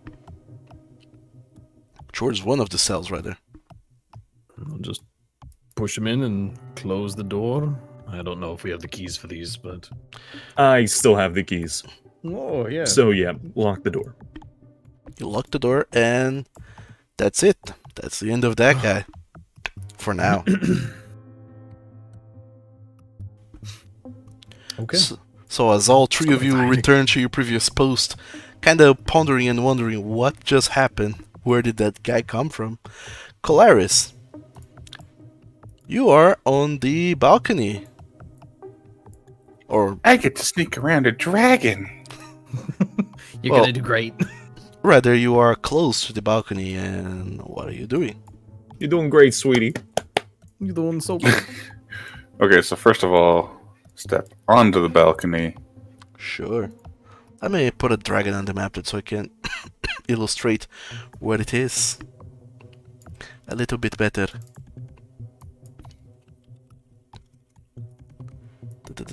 It is here-ish, but on the bottom floor. Right. And there's a chandelier on top that is illuminating this room fairly well. There's sconces at the edge, close to most sets of doors, entrances. That's a And this fair- is the top floor, right? This is the toppest floor. It doesn't go any further up than this. So do I know which, from Pence instructions, which is probably the trophy room? You, from what you recall, it might be the doors immediately across from you. Okay, I'm gonna try to work. I'm gonna work my way over there. All right. Are you stealthy? Well, yeah, definitely stealthing. Even if, how much time is left on the invisibility? Still 15 minutes ish. Still 15. All right, yeah. Quietly work my way over there. Okay, make a stealth check. Oh, come on, roll more than 5. Hey, I'm Hey. proud of you. There we go. Double digits. Wow, finally. You very quietly now, since there doesn't seem to be any sort of weird things in your way, it's very well lit. There's no locks and unknown obstacles on the other side of doors and walls or anything. You manage to make your way fairly easily and quickly too to the other side of this balcony, not being seen by anything. And even if something could see you, even though you are invisible, you still take precaution to duck behind this chest-high wall, or whatever it's called, railing, as you make your way to the other side, to the set of double doors. And you very quickly try the doors to see if they are open. It does seem to be open. You crack it open just a little bit, and sneak into this next room before the dragon has any chance of perceiving you. And then you take one step inside, and I imagine you close the door behind you. Yeah, let's close that door. Alright. So, Clarice, once you close the door and look behind you, you find yourself inside a very large treasury room that, much like all the other corners of the castle, you're noticing this now, has a set of staircases going up and down. We imagine that they connect all floors. You haven't tested this theory yet, and you don't know what lies in the way, but it seems like you could use this staircase to reach the bottom floor if you want. Cool. Do I see my sword anywhere on this floor? Make an investigation check. Cool, I don't have any. Oh, It takes you no time whatsoever to find your sword, your rapier, your family rapier, propped on top of a display right here. And it just, there seems to be a plaque underneath that just reads, well, the name of your rapier, which I don't know. You're the one who knows the name of the rapier. It says the name of the rapier and then trophy from the Delmirevs. I'm gonna check and see if it's trapped at all. Okay, cool. Make a perception check. There's those rolls. As best as you can tell, there doesn't seem to be any sort of traps in it. Although All right. something tingles in the back of your mind that it seems a little bit too easy for there to be no traps whatsoever.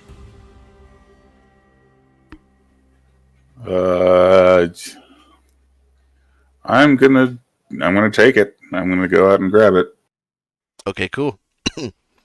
You put both of your hands around your one on the body of the sword, on the blade itself, and another one on the handle. You allow your talons to close around it, and then when you pull it away from the little pedestal, it comes without any resistance whatsoever. And when you pull it and drag it close to you, you feel finally complete, as if something that you didn't really notice had been taken away from you, and now it has been returned. You feel almost like you have retrieved an arm that you didn't know you lost. And with this rapier in your hands, you feel like a huge wrong has been righted, as you acquire your ancestral family blade.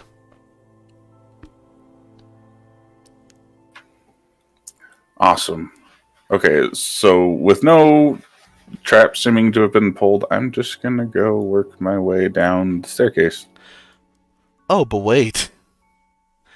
Traps Great. have been triggered. Great.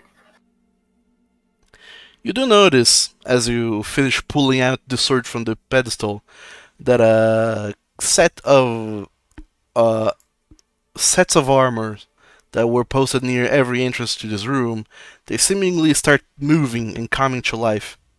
You see 2 statues near those 2 doors, and then 2 statues near these doors.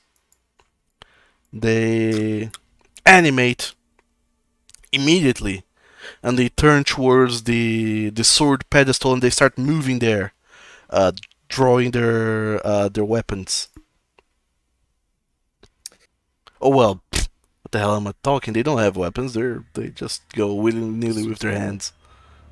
Oh, sure, a few of them have some weapons, because I like to make things complicated. So, Colaris, what are you doing as they move towards you? Am I still invisible? You are. And you get the sense that they haven't noticed you. They notice just that something is wrong or has been taken, but they haven't seen you. Okay, in that case, I'm still gonna try to stealth my way to the staircase. All right. I will ask you to make either a stealth or an acrobatics check to dodge away from these statues as they come towards you, because the ones near the stair, they kind of close in on you and approach very fast. Let's go acrobatics, because we know how my stealth rolls go. Sure. So, not really trying to pay too much mind to whether or not you're noisy, or rather you're loud. You just kind of run towards the statues, and you kind of kick off the wall to your side and kind of tumble roll over them and landing on the other side without them realizing that you're there somehow. The statues, they reach the sword pedestal and start looking around, and they notice that whatever took the sword isn't there anymore, and the sword isn't there anymore. So they start looking around the room, and they do see a flying sword. And they start moving towards the flying sword. Because that's only stuff that's on you at the time. Oh no. Yeah, that makes sense. You have moved past them, anything that the wearer is carrying does become invisible. When the spell is cast. Casting it. When the spell is cast? If I remember the wording, that's how it works. The creature you touch becomes invisible till spells. Anything the target is wearing or carrying is invisible as long as it's on their person. Does not say when it's cast. Weird. Well, that's not how we ruled the last time we did the invisibility shenanigans with the crabs. Oh. Who did I make invisible? Oh, right, Stormclimb. Mm-hmm. So they do see a flying sword. You know what? Since invisibility is going to break soon anyway, I kind of want to cast Grace. Sure. It seems fair enough. So you're casting grease on this whole area here. In front of the stairs. Or under their feet. Let me see. Sure. Maybe. Ooh. Now that I'm looking at it, maybe. Yeah. Shit. Where should I put it?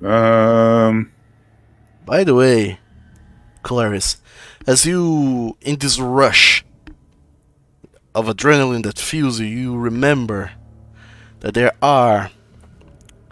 is something else you were here to recover. Not only your rapier, but also documents.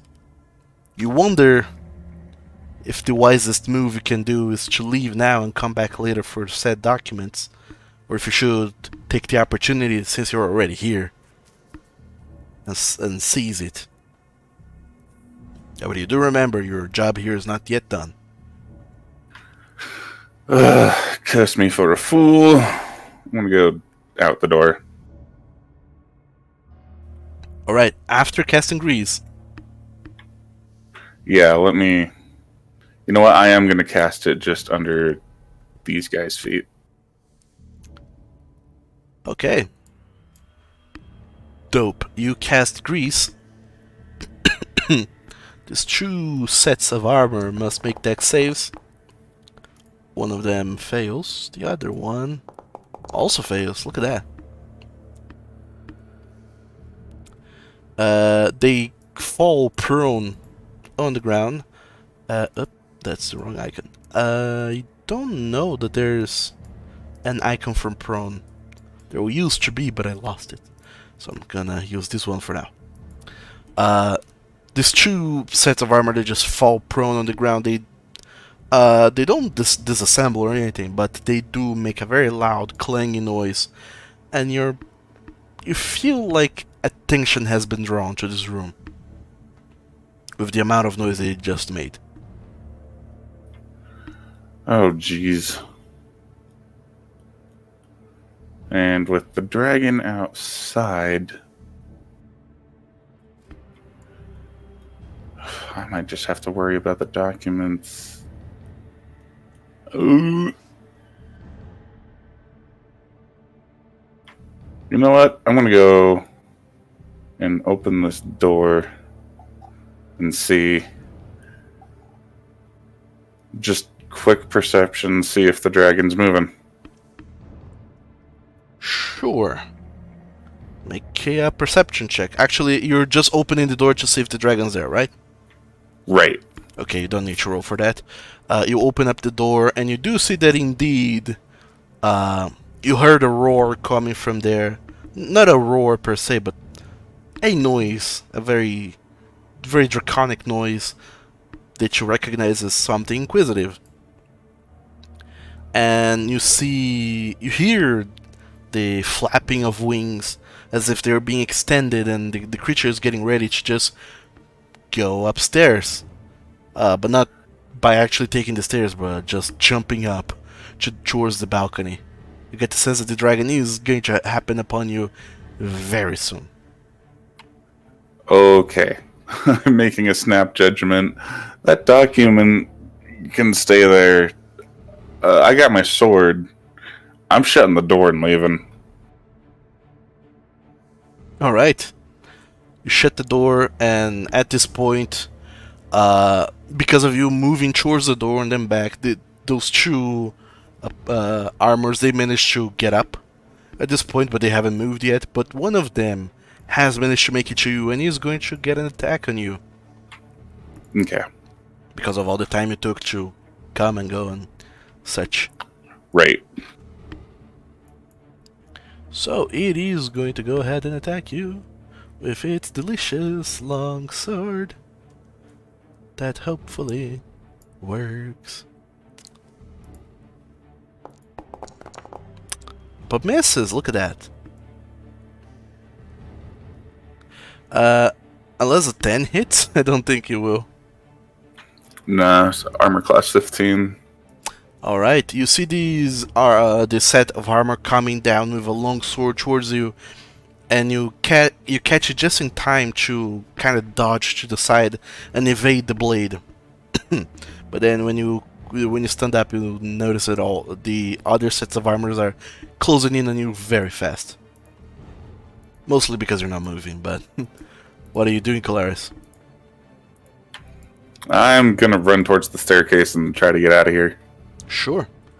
You do that. You decide to never mind it all and just run down the stairs.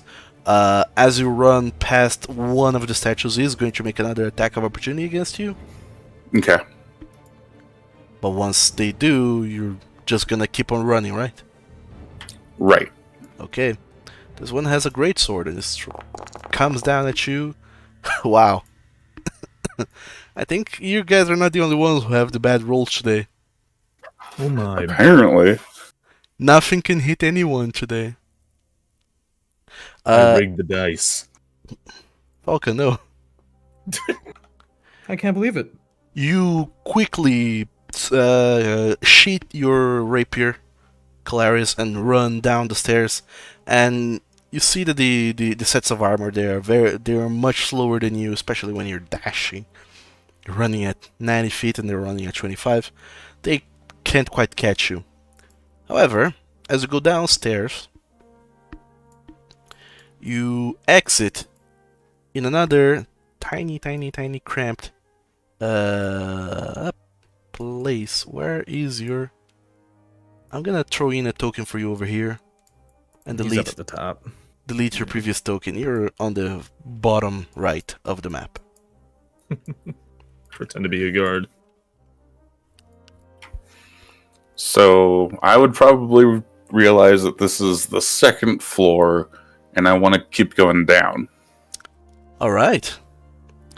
Fair enough. You you want nothing to do with the ground floor, and you just keep on running down, back towards the dungeons where everyone else is. Even though you have not been on that part of the dungeons, you rush down there anyways. And you exit here on the bottom right of the map. Just a moment.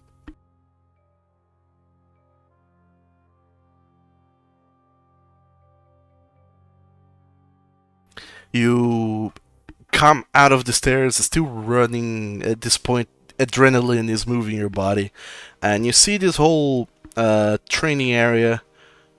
This map is pretty empty, so please don't mind that. You see a big training area with some military apparatus kind of just laying here and there. The bulk of the weaponry. The bigger... you don't get to see anything too big. And then you see, at the very far end, to the left, well, you don't quite see, but you more so hear, some snarling noises coming from that direction. Wonderful. Is it dark in here? Can I see? It's not dark. I'm gonna throw in some lights. There would be lights at the doors.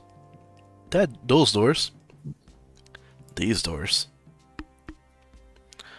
And here close to the stairs as well. There are a few lights. So you get to see all of this, thanks to the lights. You get to see a pair of double doors to the north. And at this point you imagine that will probably lead back to the dungeons. You sort of remember this path that you took when you were brought in to the castle a week ago. And you do also remember, more or less, hearing the same snarling noises coming off of the far-off left side. And you do remember that should be more guard rakes being held there.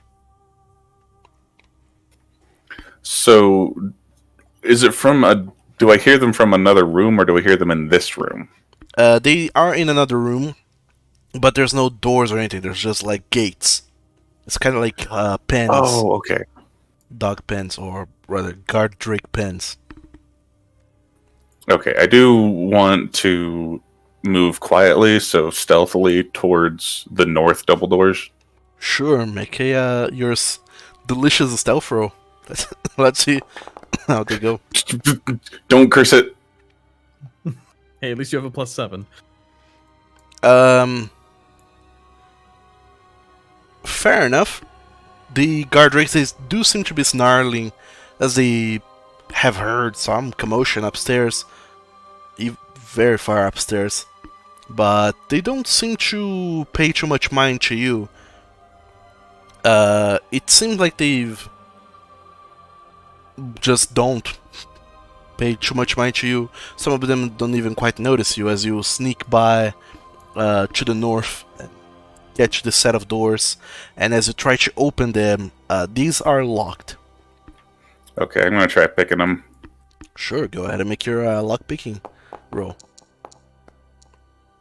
And you start hearing some voices coming from the set of stairs behind you, and you start to work on picking this lock as these sets of voices grow louder and louder. Imagine that whoever was on the room on the top floor that you didn't go into, they're coming, they're approaching the stairwell to go upstairs to see what the commotion was, and you keep on working, hoping that they don't come down. And just as the voices start to grow even louder, you manage to pick the lock and unlock the door. Nice. I'm gonna move into the hallway and shut the door behind me. Alright, fair enough. And just further on, you start to recognize this area very well. This is part of the path that you and your newfound friends took when you started to escape this whole prison. This is where you made friends with Pent. This very same corridor. And you recognize your whereabouts now. Right. And so, with my knowledge, they're all still in the kitchen, so that's where I'm gonna go. Fair enough. You do find the party, except for Pent. No, actually, never mind. Pent is with them at this point. You find all 4 of them in the kitchen basement where the storage is, and all of them are just... They seem to be very passionately discussing someone they just captured. Well, hello. Hello. Oh, hello. Did you get your toy? I just kind of brandish it with a big smirk. Hey, I'm proud of you. Can we get the hell out of here now? Please. Yes, but not that way. Okay, Not- which way? I point, Yeah. I motion over my shoulder. Oh, Well. that way.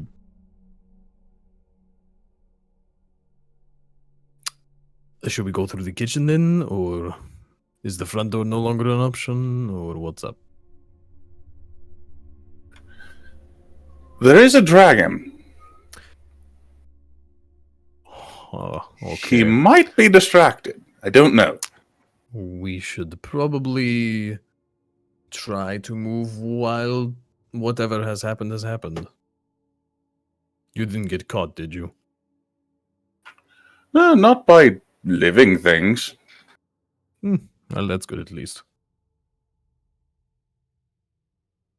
We can try to make a deal with the guard we lock in the jail.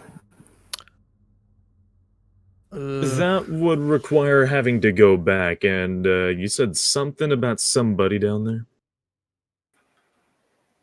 I activated some armor automatons of some sort. I don't know if it's just them at this point, but the dragon noticed.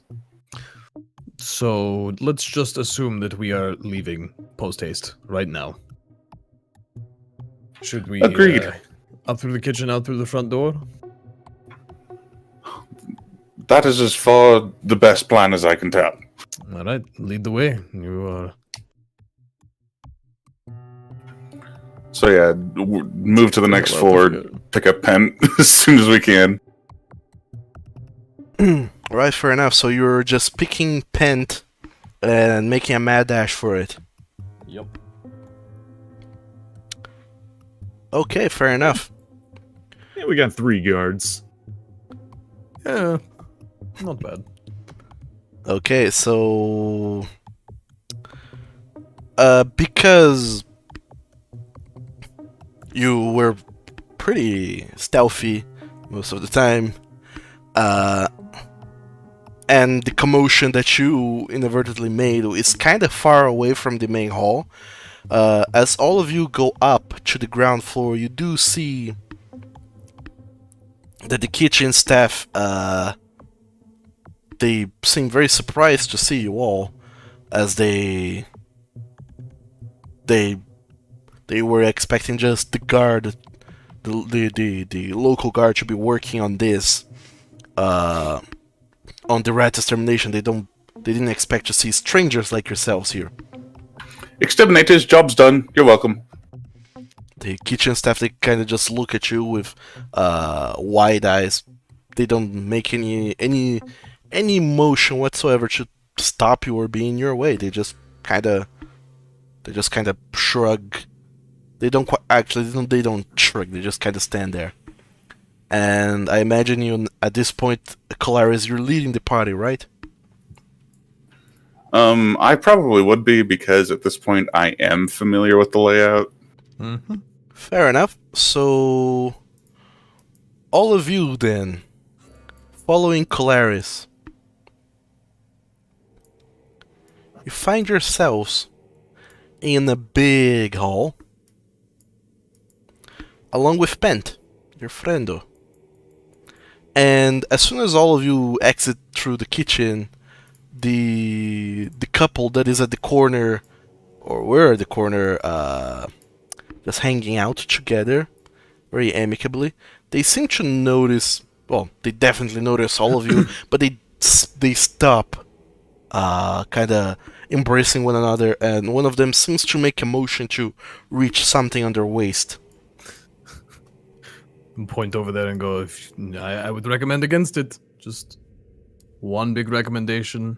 Don't do it. Whatever you're doing, don't do it. Are you stopping, or are you gonna keep going? I'm saying that while jogging to the door. Get out. I'd recommend not doing that. Alright. From... Yeah, we just keep moving. We should leave. Okay. You two both know the boundless throes of you two both know the boundless throes of intimacy and love, and just like kind of slowly dragging Colaris under his arm as they're backing away to the door. And you understand what the heart wants, and the desires that come forth from that. And we leave off into the night as we bid you adieu and wish you farewell on your own romantic journey in life. I just lead into him and play it up. And Yeah, just walk away and let Falcon do the talking. just as you, all 5 of you are going that way, Pent also kind of shoots up a thumbs up and says, "And you all should be without any rats for the foreseeable future. That should be good." I love Pent. And as you all keep running down the hall, you make it to the main hall, the room with the statue, Oh no. where Oh, dragon. Good. Great. Drekdaring is. Gonna move you, Gambrinus, and Pent as well, just to make matters easier for all of you. All of you move down there to the main hall. Let me move you. Ooh, I warped. And the line is now sideways. Sorry. Uh-oh. All of you move over there, and as soon as you get in there, you hear a very loud roar coming from upstairs. Leaving time is Let's now. do, folks. Leaving time is now. And then, do you guys keep running? Oh yeah. Oh yeah, Sure. fuck it. Get out of here. Oh yeah, I don't wanna be here. Let's go. All of you, wanna be here. all five of you burst through the door just in time to see a draconic head poking out of the door on the top floor, and being small, I mean, the door frame being, even though it's a double door, it's still a bit too small for a adult-sized dragon, and it seems to need to take a little bit of time before it can pass through without damaging the property, before it can do anything about you. But just as you're leaving the mansion, the castle, you hear a very deep voice echoing through the entirety of this castle, that I'm not gonna do because my throat is ruined as it is, but it pretty much just screams, "Intruders!" very loudly and very angrily. And all of you book it, I imagine. Full speed. Let's go. Cool, everyone make an athletics check. Wow. It's the first roll you've asked me to make that I'm supposed to be good at today. Really, athletics? Yes, Says that I'm because you're supposed to be good at. because you're sprinting and running for a long period of time, because you're not just running out of the mission, you're running until you're out of danger, I imagine. Why am I rolling so high today, even on my You need to shit roll? share, please. Just a little bit. Just a small little bit. I didn't realize I had a -1. You have a negative. We both have -1. I think I'm gonna die. Alright, Even with my +9. Falcon, there's something about this whole endeavor that just kinda fuels you. There's some thrill to this chase, to this entirety, to all of this that is happening, and you feel this energizing you, and you feel jovial, you feel happy, you feel like, weirdly enough, you feel like you finally belong. And you don't know if it is, stealing from a noble, or if it is being back on your current time period rather. You don't know what it is, but something within you kind of just resonates, and you manage to just book it without looking back, and there's a sickly smile on your face as you do. And then eventually you look back to see that some of your friends are not doing so well. It seems like Gambrinus and Calaris, they're really lagging behind. Apparently being stuck in a cell for over a week isn't really good for the muscles or for anything, and they are not being able to keep up quite as well.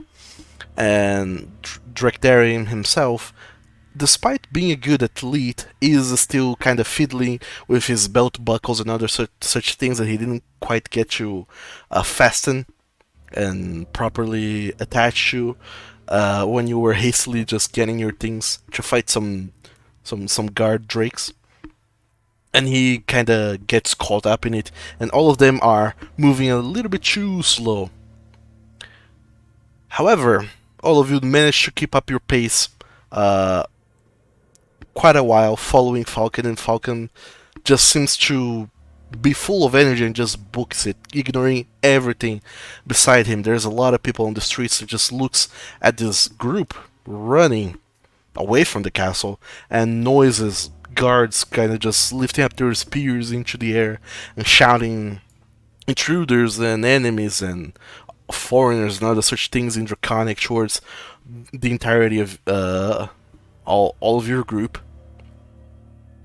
And Falcon just ignores everything and just focuses on getting out of this city and running. And all of you, despite being tired, you also you don't stop to try and make any judgments of where to go and what to do. You just follow Falcon at this time. That's the only thing you can do, is focus on not falling too far behind and follow Falcon's leads. Falcon, thankfully, Yes. Yes. come again? Gambrinus?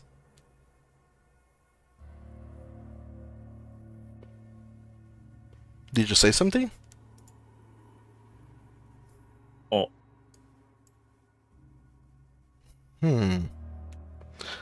Oh dear.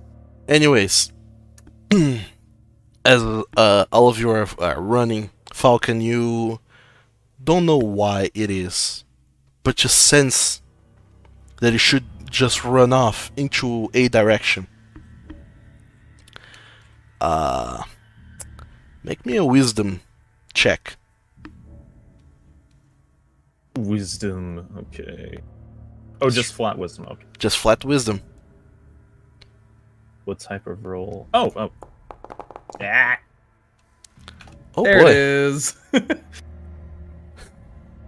What sort of fucked up battle map am I gonna pull up for this? Can I just think about that thought and be like, wait, that was stupid, and then rewind time on my own brain?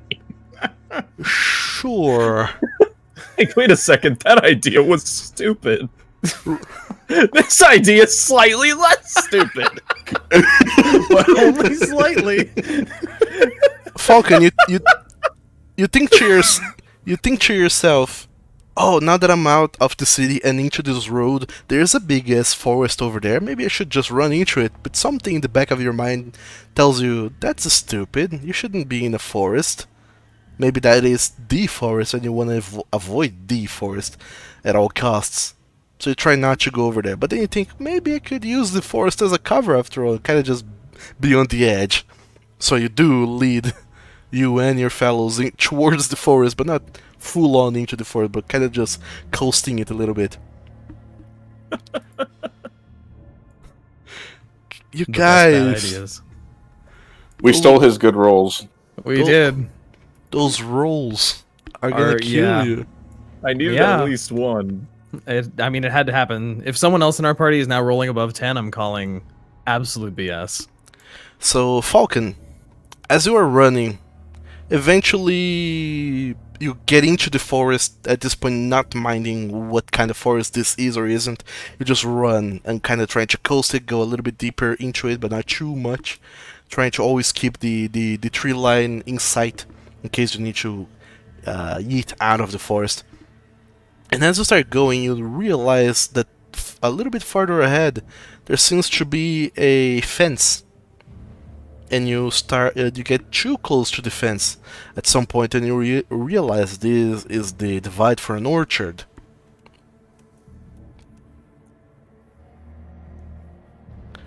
And you stop there for a moment.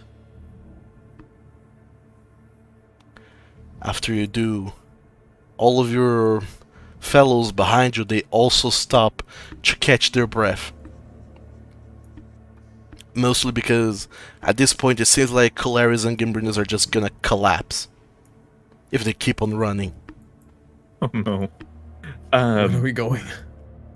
Can I examine? Can I run a nature check on the forest in front, or the orchard in front of me, in the forest I'm in? Maybe get some knowledge on it. Make an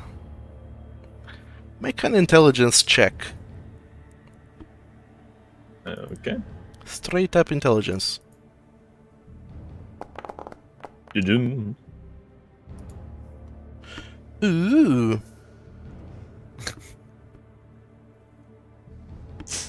Sorry, is that a 16 AC?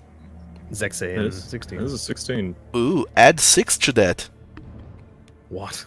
Add 6 to that. Okay. Because Fine, you're what's the term again? Shit. Because you have expertise in Arcana. Oh. Oh. You Okay. realize that you are indeed in the forest. Oh no. Not too deep into it, thankfully, but deep enough that you start to worry now that maybe you went somewhere that you should not have gone. And Attack. okay. Hmm?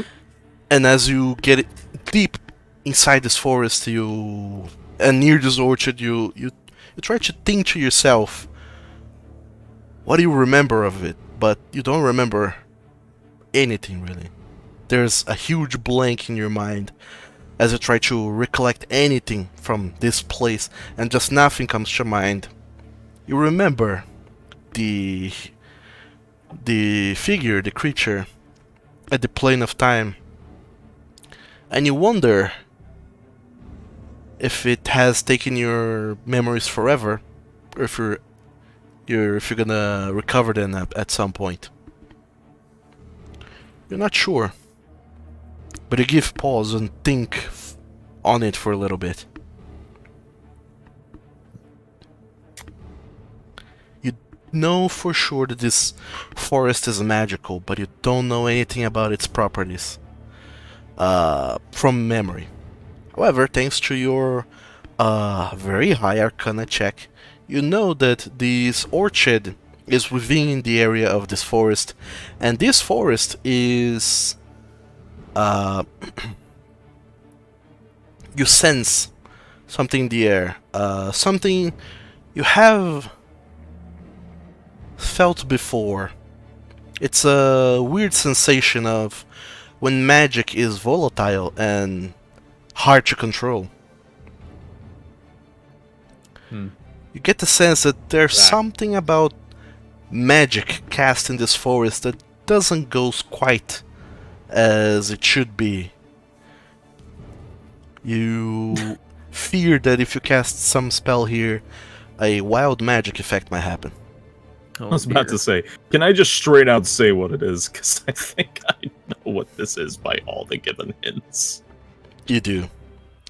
You don't know exactly which effects will happen, but you know that you can't just cast any spell here, except for cantrips.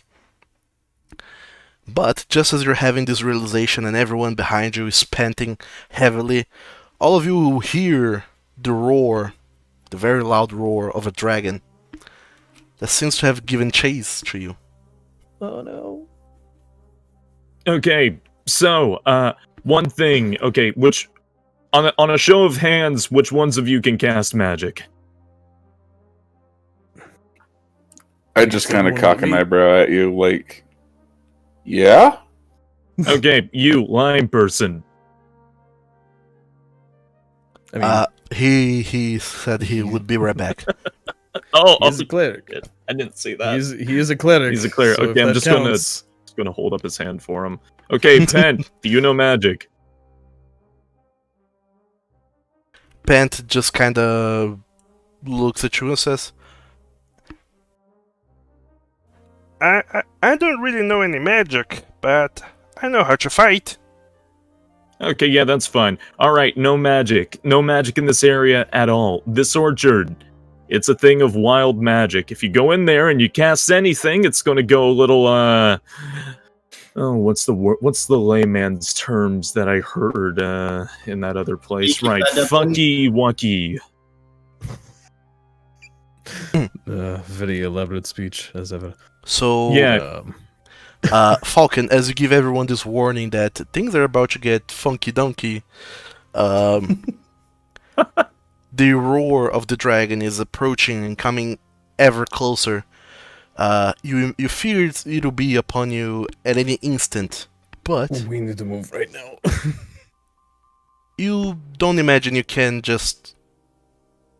really hide that well, and you can't outrun this dragon. Definitely you can't do that. You fear you might have to stand your ground and do something. We're gonna fight a freaking dragon right now. You do, however, have one round to cast any sort of preparation spells if there is anything you want to do. Try and do.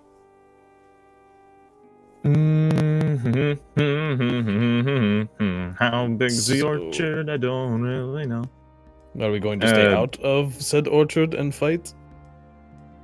Can I try and ascertain how fast a dragon can fly with my book smarts? Sure. A dragon, that would be an Arcana check. Okay. Oh yeah. Oh Does a boy. 30 tell me anything? Yes, it tells you plenty. You're now omniscient. Thanks to what Pent was able to tell you, this is a silver dragon, an adult, no less. It is immune to cold, as it attacks with cold. It is big as fuck. It can fly at a speed of 80 feet. Fuck. Yeah, not outrunning that. And on top of that, it is there's this thing it can do that you heard. And you're not entirely sure what it is, but you heard it can do something called legendary actions. Just What are legendary actions? Wonderful. I heard about this mystical thing called legendary actions. And what the hell does that mean? It can do that. This dragon. Okay, so we're just fighting then, right? Is that what we're doing? We're I not don't know if we running. can actually fight a dragon. Unless you can spontaneously teleport us, I don't see any other options. I can spontaneously teleport one of you. And not far enough away for the dragon to not catch up to us. So, does not sound like a plan. We can't outrun the dragon. We can't outfly the dragon. We can't hide from the dragon. So what other options do we have against the dragon? Just fighting. Maybe we can hit it hard enough to scare it off. Ask him very kindly not to fight. Actually, wait a second. It's a Also an silver option. dragon. Silver dragons are nice. We can just probably talk to it, maybe. Maybe. Maybe. Maybe. We can start with that. On a show of hands, who doesn't speak Draconic? Everyone looks at the lion. Everyone looks at the lion. There are 4 dragon men and a lion. Do you speak Draconic, Gambrinus? I actually think I do. Let me see my sheets. If you do, that's You actually? ridiculous. I just say in Draconic, don't you lie to us.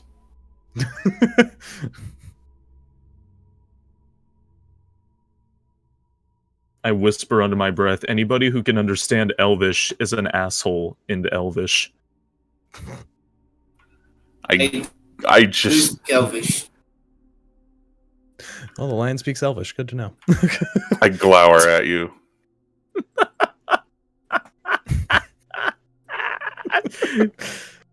Oh, God.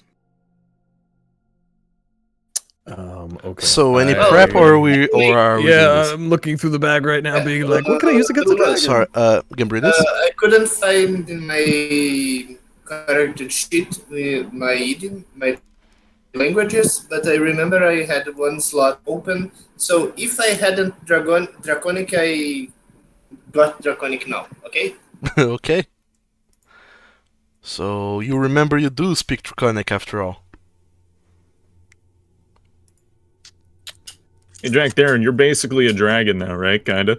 I'm like a third of the way, yeah. Why? How are you at flirting? Falcon. Why are you asking that? I am not going to flirt with a dragon. What do you think I'm asking? Listen, we need options. We need options. And I'm thinking of options. I can try. Okay, that is now on our list of options. Gonna just write all these down. It's Lord. Falcon's list of things we can do before we die. Oh boy, it can't be very long. Cast No. grease under each other's feet. I swear to God. Waste those Yeah. spell slots. I'm gonna get rid of one of those. I have very few things in the bag that would be useful. I have a healing potion, a couple oils of slipperiness, a potion of growth, which is handy, but See, maybe he not can right do it now. too. Wait, you have a potion of growth? I do. We can make you the size of a dragon. For a little while. Make you flirt with the dragon. I feel like this is just one of your personal fantasies, and you're really excited to see this acted out.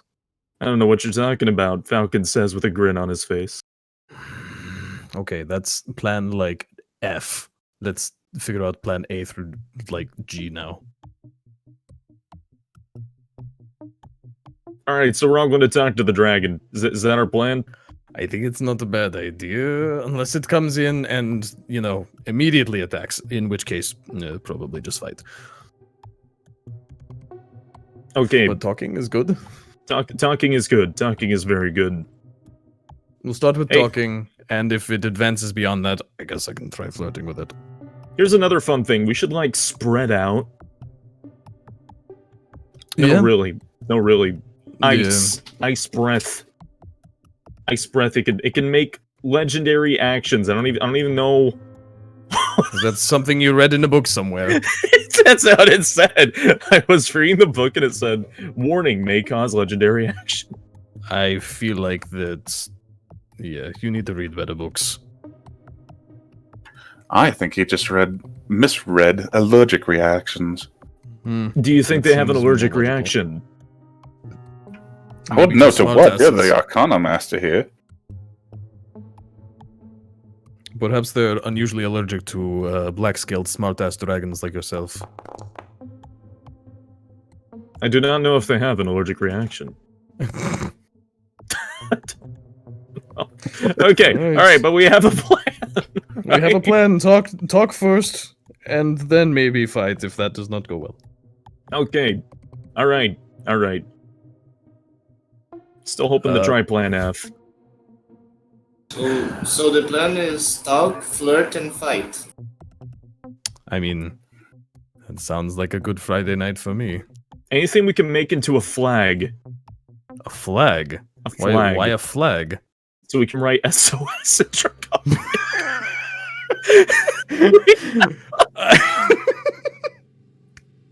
I'm serious. I'm serious. I'm serious. I'm not sure. No, I don't think Do we I have have a anything big- that would help. I have a piece of parchment, but I don't know how well Dragon can see. With my 30 in with my 30 in that check, how good is a dragon's vision?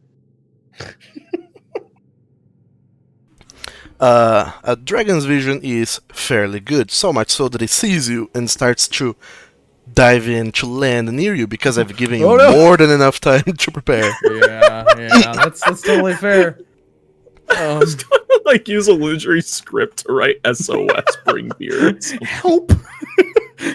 So all of you just brace yourselves as best as you can when the opposite of not of out of nowhere, totally fully of somewhere, you see a gigantic black not black white It's not a black dragon. silvery blur in the sky that just starts to descend faster and faster towards you, and then just as it's about to crash onto the ground, it just flaps its wings several times, breaking or rather decelerating in the air and sending very large gusts of wind that almost picks you all off of your feet, and then it finally lands on the ground next to you all.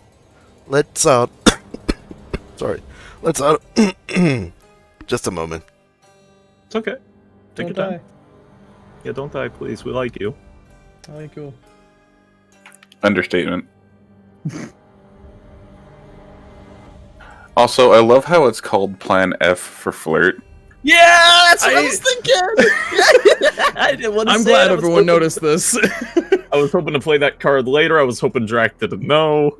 Yep. No, I knew. I was there.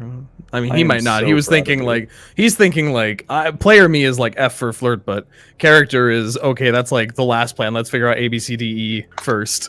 F is for. Back. F is for a lot of things. So You alright, Doug? I am. I just long coughing fits. Anyway, this Durgan lands, lets out a mighty roar, and pretend I'm talking this in a much raspier, deeper voice. Intruders, you have escaped my domain. How dare you? I think this is all one very big misunderstanding. If we could just stop and talk about it for just 5 minutes, Silence! I'm sure we can come to an You are my prey. You are my captives. You had no business thinking you had the right to leave. But I like to think of myself as generous.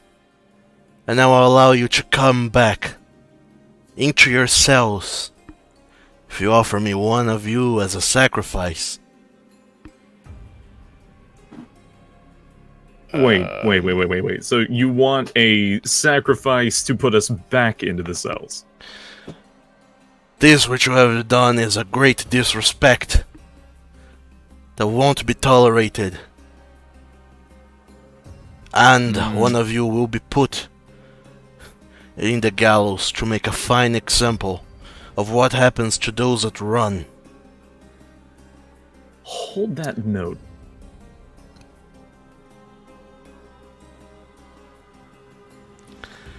You do not dare give me orders. I am the one who told you. Give me one of you as a sacrifice, and I'll let you, the rest of you, return unharmed. Wait, are you I meant the literally owner my of foot the got castle, stuck. or do you work for the owner of the castle? Come again? Gambrinus? Do the dragon works to the castle owner, or he's the owner of the castle? I got You confused. don't really know. You hear that Lord Grodzina is the lord of the castle, but you don't really know exactly what the relationship between these dragons and the lords are in this place here. You don't know, but you get the sense that this dragon is powerful enough that if it wanted, it could easily overtake Lord Grodzina. Even though you never met the man. Actually, you did meet the man when you were, you presented your diplomatic, presented yourself as a diplomatic envoy. You saw the man, and albeit looking, grand and impressive, he didn't look impressiver than an adult dragon. You get the sense that this dragon What could. kind of dragonborn he was? The color of his scales. Lord Grodzina is rather. Oh, he's dead already. He is also a silver dragonborn. So, sorry, I apologize. When I said that earlier, my foot locked up, and I was like, ah! It like radio static went up my legs. Hold on a minute. Literally. I meant that very literally. I'm so sorry. Oh, okay, gotcha. It's like I went to go say something, and then I just felt like. I'm good now. Space is over here panicking. Space is over I'm trying to talk to a dragon, please. Please stop. I'm good. But I'm good. you don't really know what is the power dynamic that exists in the castle. All that you know is that Lord Grodzina is the lord of the castle and one of the many lords of the frigid host, but that's all you know. And you imagine that this here dragon could easily splat the lord if he wanted. I can try something, but it can make him want to kill every one of us. You want me to go, or you want to say something first? Nope, we should continue talking. No, we should continue talking. Negotiations are not over. Oh no, it's talking. What are you gonna say, Falcon? Well, I was going to say, well, you are a beast of intelligence, correct? A quite intelligent beast. In fact, I met a dragon not too long ago who was rather wise and worked alongside a wizard. Don't you see yourself in some form of higher power than just being a servant to some high and mighty pompous asshole that thinks he has domain over you? Come on, honestly. You're a dragon fabled from some sort of great god out there, and we were made in your image. So, really, the question is, do you really see yourself falling under something so weak? The dragon takes one very big step towards you, nearly crushing a tree in the way, and it seems to lower its head and furrow its brows. It looks deep into your eyes, Falcon. You assume that I am a servant to Grodzina. Your foolishness has no end, it seems. best just stop talking. Let's just say something even more foolish that will cost you your lives. Do not mistake ignorance in the search for knowledge as foolishness. Why don't you tell me your relationship with Granzina?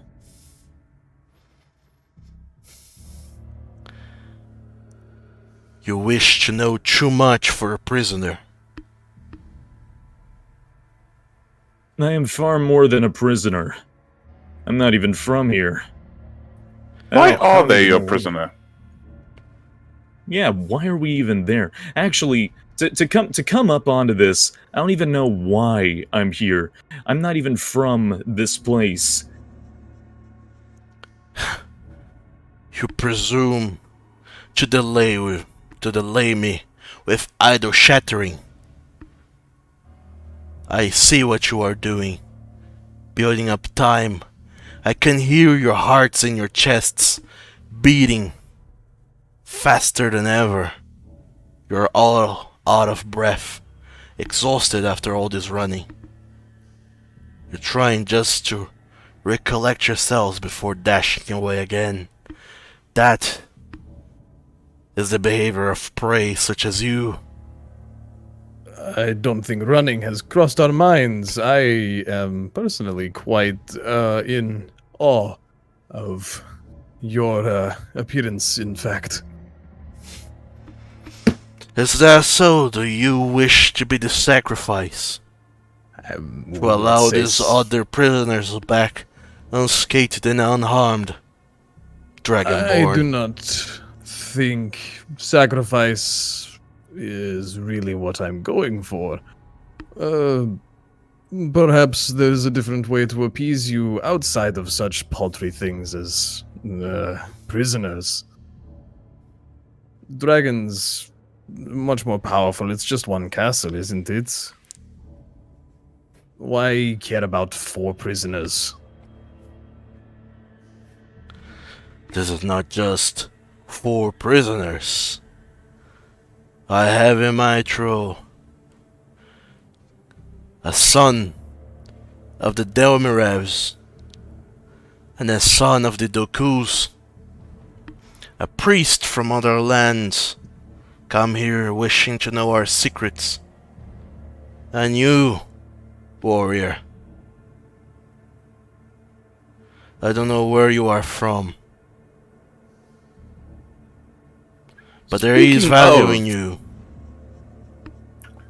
Speaking of the families, how do you think the courts will take it when you're imprisoning random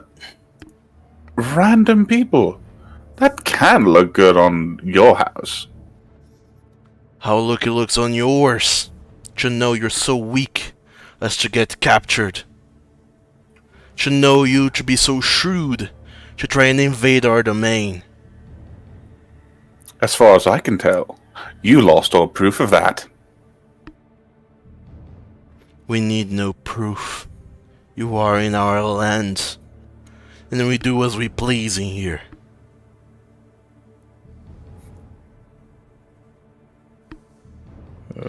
Now, Look at the rest of the group and be like, are we doing the thing? enough chatter. I'm tired of this. If you can't choose for yourselves, then I will make a choice. And Faltanan the dragon, he extends one of his paws with very long claws and starts padding around all 5 of you, kind of just brushing its claws on the ground close to you, leaving very large raking marks on the ground as it pads around all 5 of you, just looking at you and snarling, trying to decide itself on who of you is going to be the tastiest sacrifice to make. You know, if you're looking for a better candidate, I'm infused with your own kin's blood. If that's not interesting to you, I don't know what would be.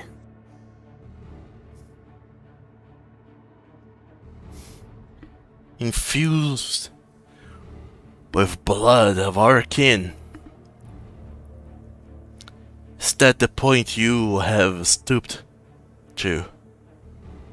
It was granted to me. Trying to steal our power. You have always looked for greatness, but you could never achieve it yourselves, lowly Dragonborn. So now you try and take it. Maybe you would make the better sacrifice. Show them what happens to those who run, and those who think they can take whatever they want.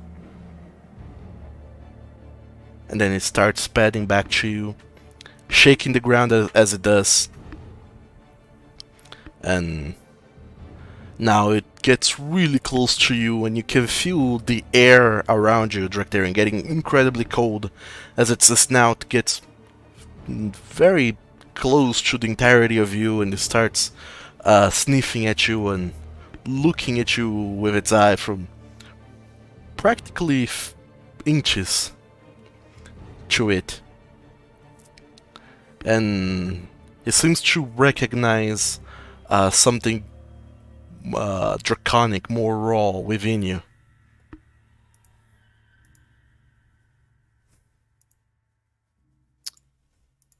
This was not something I took. This is something that was granted to me. It's more of an honor than anything. I'm not just a warrior or some fighter. I'm guessing you could call me something like a dragon knight. And I'm just going to slowly pull my axe off my back. And if you want to know what that does and how that's helpful for me, then we can find out, but none of us are returning with you.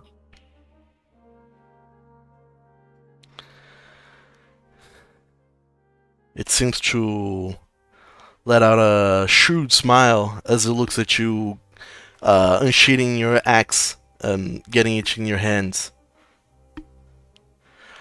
I like it when there's some life to you. My only wish is that you could be less arrogant. You think you can cheat, deceive, and do as you want. But not quite. You were born to serve us. That is how it has always been. And that is how it's going to keep on being forever and ever. Until the end of time, Dragonborn. And then it rears back now, showing both of its claws and letting out a very loud roar. And now, I think it's time we all roll for initiative. Sure, why not?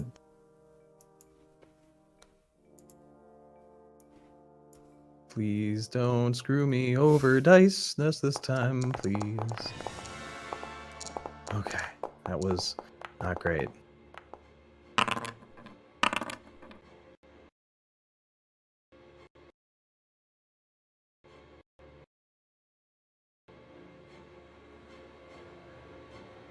He wasn't as friendly as I was hoping.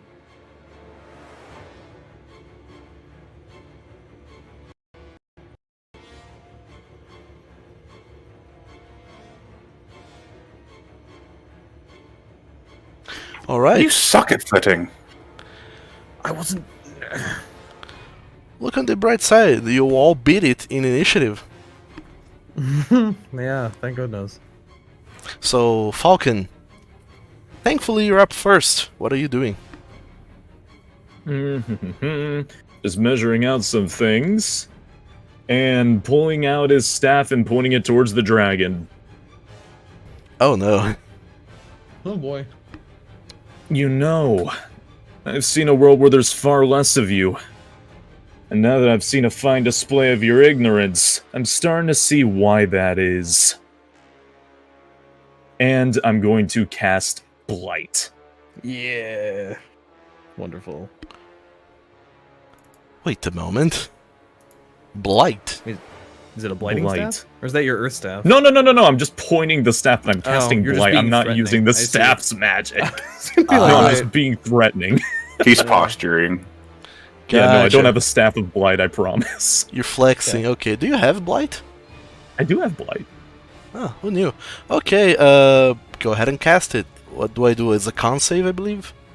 I think it's con? I think it is con. Where is it? A lot of different dice. DC 15 Constitution. Oh, snap. Let's see how it fares. Oh. It makes it. I believe it takes half damage. Yeah. Yeah. Mm-hmm. So it's going to go ahead and take half of that. Cool. It will take half damage. It drains moisture and vitality. It Creepy. looks sort of drained.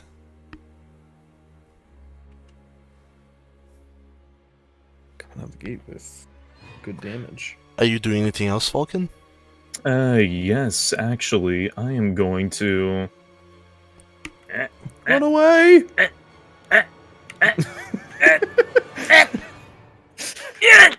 Okay, there we go. I'm good. Alright, let me adjust the map. It's not- Okay, next up is Drekdary. I'm very aware of my Um, health pool. Yeah. When you roll, your own spells do more damage than your max health. I'm going to just run straight at it and start wailing on it, I guess, with some great axe. Sure, go for it. Do your worst. It's not that great, that's for sure. What a great I'm axe. guessing a 12. A 12 does not hit a dragon, I'm sure. 12, surprisingly does not. Unsurprising. Let's try it again. There's a higher roll. 27 does hit. For 7 points of damage, slashing no less. But with my feet, I can re-roll that 1 on the Ooh. damage to make it something that isn't a 1, hopefully. What please. feat is that again? That is my great weapon fighting style. Ah, that's a feature. It's different from feats. Yeah, sorry. Sorry. Sure, go ahead and reroll that 1 plus 6. 1d12 plus 6, that is. Boop, boop, beep. That's a little better. 11. 11. 11. Oh boy. Sure, 11 points of damage.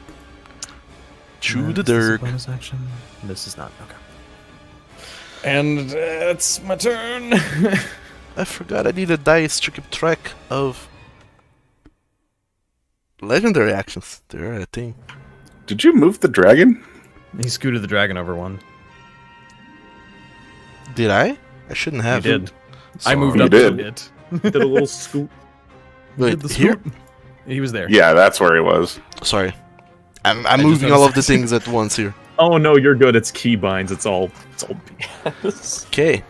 Pent is going to try and shoot the Derg with his longbow. And he hits, look at that. For 5 whole points of damage. Wow. And then Pent just runs into the orchard That's fair. You don't use magic. You fine. and sort of just hides behind one of the just hides behind the fence. Gambrinus.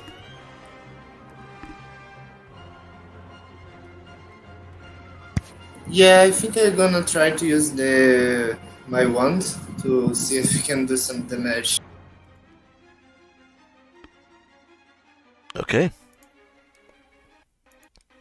I believe you're still pretty good on spell slots though, aren't you? Yeah, I know, but I think I need to do some damage here, so that's my best option. Sure.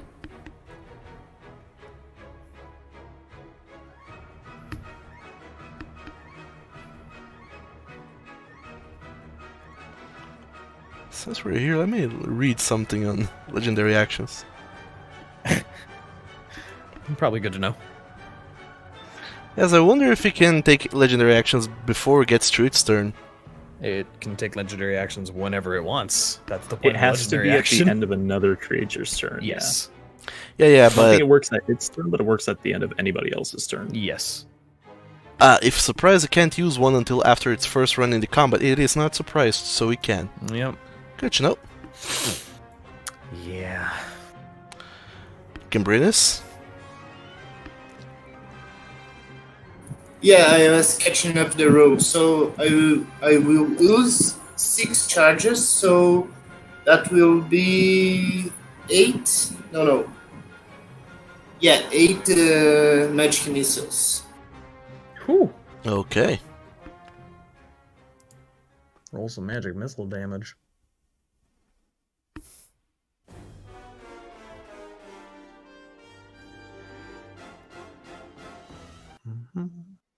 So we can go ahead and roll for that. It automatically hits.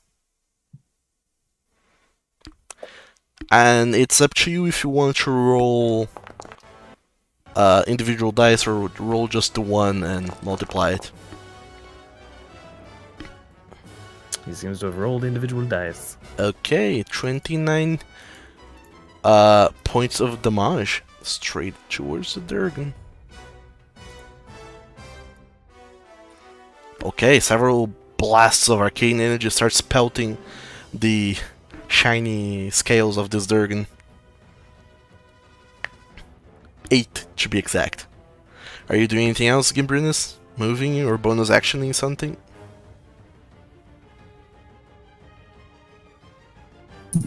Yeah, I know it's far-fetched, but I'm gonna try to do a Doubting Roar, because I rested and I can do that as a bonus action, so that's that. I believe you have to be within 10 feet of the creature to do that. Oh, let me read on that. Okay, never mind, so I passed my turn. Okay. Next up, Colaris. Actually, no, before Colaris' turn, the Durg is gonna do a thing. Legendary. He rolled action. faster than me. No, legendary action, it's doing one. Oh, God. Yeah, this is gonna hurt. If only I could figure out where the... here you go, I found it. Aha! The Durgan can't move on a legendary action.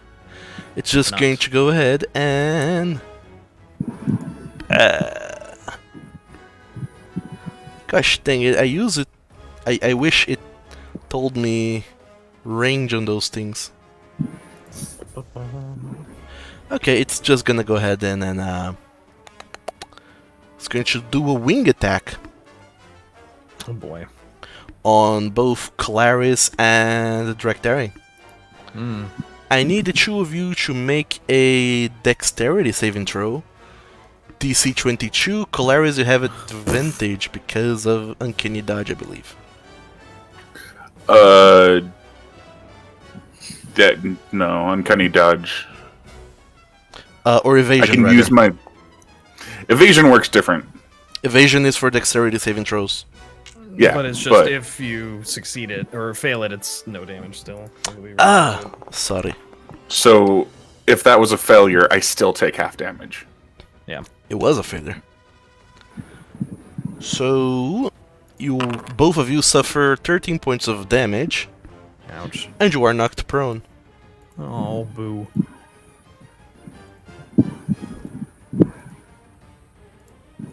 Thankfully, I've already set that status for you.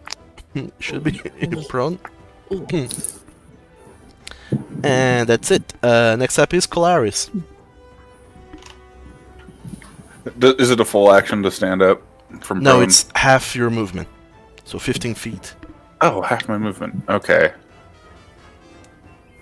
So I'll go unprone. Mm-hmm. If it were a full action, prone would be really nasty. That would suck. Prone would Totally. not be fun. And then this is apparently 15 feet. Yes. Diagonal movement counts differently, but yes, that's 15 feet. And does this count as flanking? It does, yes. You are flanking. Okay, so first of all, now that I'm going to call the sword Infamy. Good Sure. choice. You pull And out. that's just my rapier, right? You pull out Infamy from its sheath. It feels right in your hand, and it feels like this is the moment you all were waiting for you to be able to use it.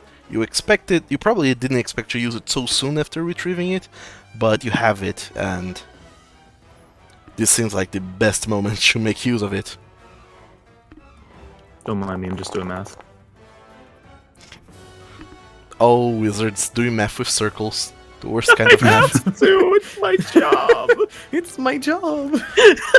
Alright, I'll do an attack with the rapier. Yes, 26 totally hits, dealing 7 points of piercing damage. And then sneak attack requires a hit, so I will... God damn it, Spacey. Spacey, just move the map. Move the map. If It's you a hold down- down, Moved everyone's focus because you. if held you down ping, while holding shift, you move the map for everyone. Oh shit! I'm trying to delete them. I'm sorry, I didn't know. You're making circles in a forest, man. So Anyway. go ahead and roll for sneak damage. All right, 15 points of sneak damage. You can grab the die with right click and wiggle them around. Oh Okay. my goodness. Oh my god. And you're doing anything else, Calaris? Can I... So do I use my bonus action to do a second attack? Is that what my...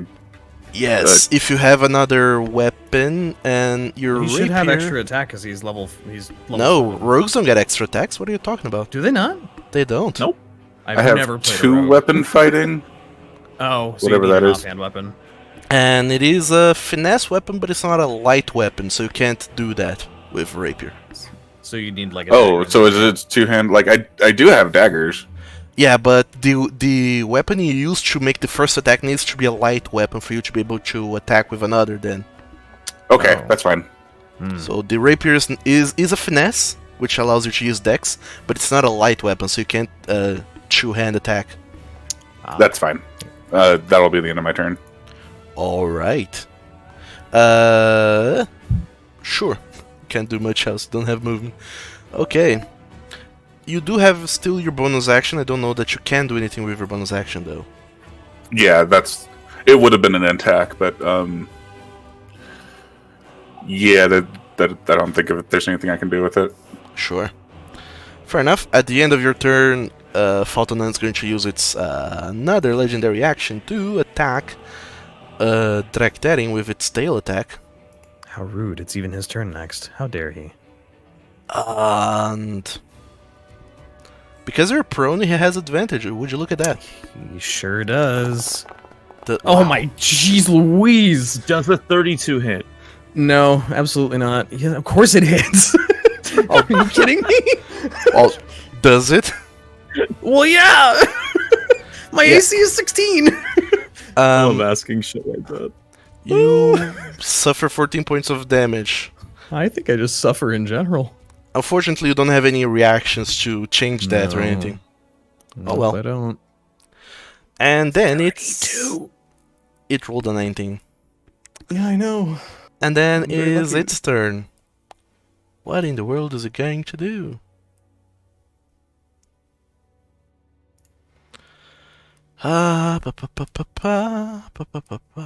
Wow, you're all spread out.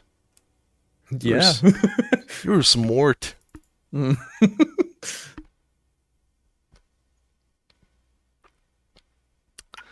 Oh, did we do the plus damage from the flanking? It's just plus to hit. You just Oh, have okay. a That's additional fair. 2 hit. Alright, it's going to try and move here behind Clarice. So, Drakterin, you do get to make an attack of opportunity if you want. Do I do it at disadvantage? No. Yes, I do. Do you? Yeah, because I'm prone. Prone causes you to have disadvantage on melee attacks. Or on attack rolls in general, rather. Does it? Yeah. For opportunity? Yeah, just in general. All attack rolls are at disadvantage if you're prone. Oh yeah, that is true.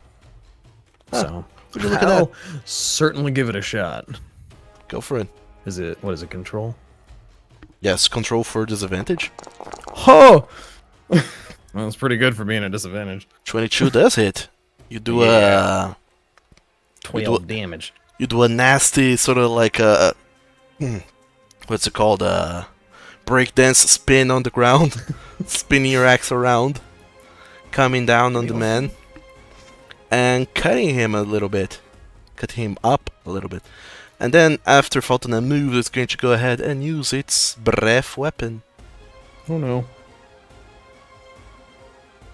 Oh boy. So it's going to go ahead and use its breath weapon. Is it a recharge thing? I forget if it is a recharge thing. It has to, I believe, roll on its turn to see if its breath weapon comes back. Yeah, the way that the character sheet is displayed in Foundry with this I'm sure specific it's weird. sheet doesn't shows that. So it's Yeah. it's iffy. Sorry, I had moved the camera away. Falcon had moved the camera away from the stream. Sorry. So it's going to go ahead and breath weapon. Excuse me, I don't know how to delete these, so I'm just going to put my measurements over there in the orchard every Are you just saving those over there? time. Yeah. But also, I'm going to Misty Step. Get the fuck away from that. That would be smart. Oh, Colaris. That's gonna hurt. Oh, no. Another measurement. Just going to go over there. Spacey. I'm trying really hard not to do that. So Holy Lord above! And this is why we leave. It's a cone! Oh, it's a cone! Oh no! It's a cone. That's why I It's a made cone. the cone measurement. It's a 60-foot cone! yeah, I can't get you to Falcon. I measured wrong. You are the lucky boy. Wait, it can't even get to me? It Well, can't. you're 80 feet away. Oh, then why the fuck did I? Well, you were there, but you You were moved away. actually- That's just 65 outs- feet. Yeah. Yeah, I thought you were. I measure from Colaris as a space. That's why my measurement got wrong. Besides, Misty Step is that not is even a 60. reaction. What the hell are you doing? Misty Step? It's a bonus action. It's But not your a turn. reaction. Not a reaction. Yeah, it's not your turn. I'm. Fulton is still doing shit. Wait Oh, for your. You only God used a damn it. legendary action. Well, give me my spell slot back. I want it back. Oh, and I'm still out of the cone! What is this cone? Okay, I would like for Gambrinus and Colaris to make a Constitution saving throw. I hate playing a wizard, but I like playing a wizard. I hate having to understand all this shit. It drives me insane. Gambrinus, Constitution saving throw. That's only DC 20. Oh yeah, only. Only. And only to block 51. Aren't you freaking proficient at damage. that though?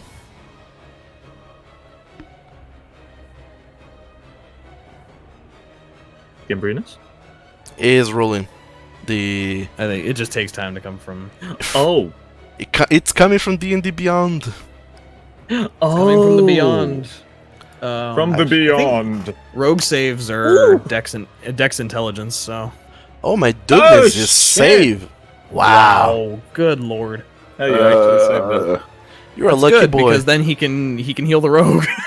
Gambrinus, you take 25 points of cold damage. Colaris, you take a shitload. Still hurt. You're down to 0 hit points and unconscious. Dang. I don't even have this spell. I don't know that I have a good unconscious. There we go, unconscious. So here, watch as I delete my measurement. You go to the measurement controls tool, and then whichever one you have selected, it doesn't really matters. You hover over the measurement you made until the selection is orange, has orange borders, and then you just press delete, and the measurement is gone. Oh, you literally press the delete key. Oh, shit. Alright, that makes a lot of sense. In hindsight. And then Fulton does nothing with the remainder of its movements or anything, so that's its turn. Next up is Falcon. It regains its legendary actions though. this? What is this? Hold on, let me just reread. Which of my spells does this? Okay, alright, hold on. Rulers. I can just imagine every 5 seconds in a campaign, a wizard, like, stopping, like, walking around the battlefield just to, like, do ruler measurements. Because that is my life. No, Just doing that thing where they put one foot in front of the other to measure Yep. distance. Just everyone's watching. That's why you spend so long in academia. Half your training is just geometry. So not fuck shit up. Geometry. You know why I thought Misty Step was a reaction? Because I used it as one really early on. No, I didn't use it as one. I used it as a second spell early on because I didn't know you could cast 2 spells in one turn because the player's handbook is a liar. Fireball. Wait, no, hold on, wait, hold on. We just It is the answer to most things. For that a wizard. ruler out. That's a box. Okay, I just. It's okay. I need to measure out at 25. Please don't. Not there. Don't do that. Please don't. I can put it here. Okay, alright, and that is according to my measurements.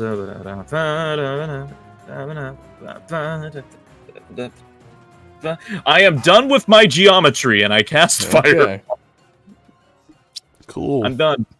It's a very good circle. Go ahead and cast your fireball as whichever level you want. Ooh. Look at your dice, so spacey. Shiny. I purple really dice. like them. I found out you can customize the dice. I customized them once, and I have not remembered how to do it since. Oh I'll shit! show you. They're so cute. It's failed its saving throw. Yeah. Get Fire, get burned.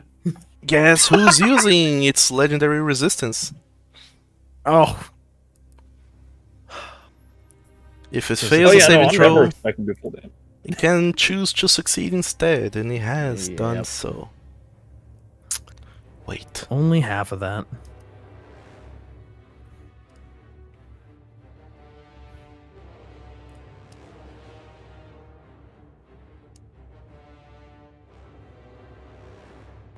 Wait.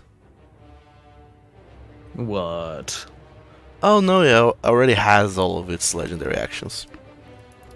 I wasn't sure when it recharges. Now I know. Okay, Falcon, that's your fireball. It suffers half damage from that.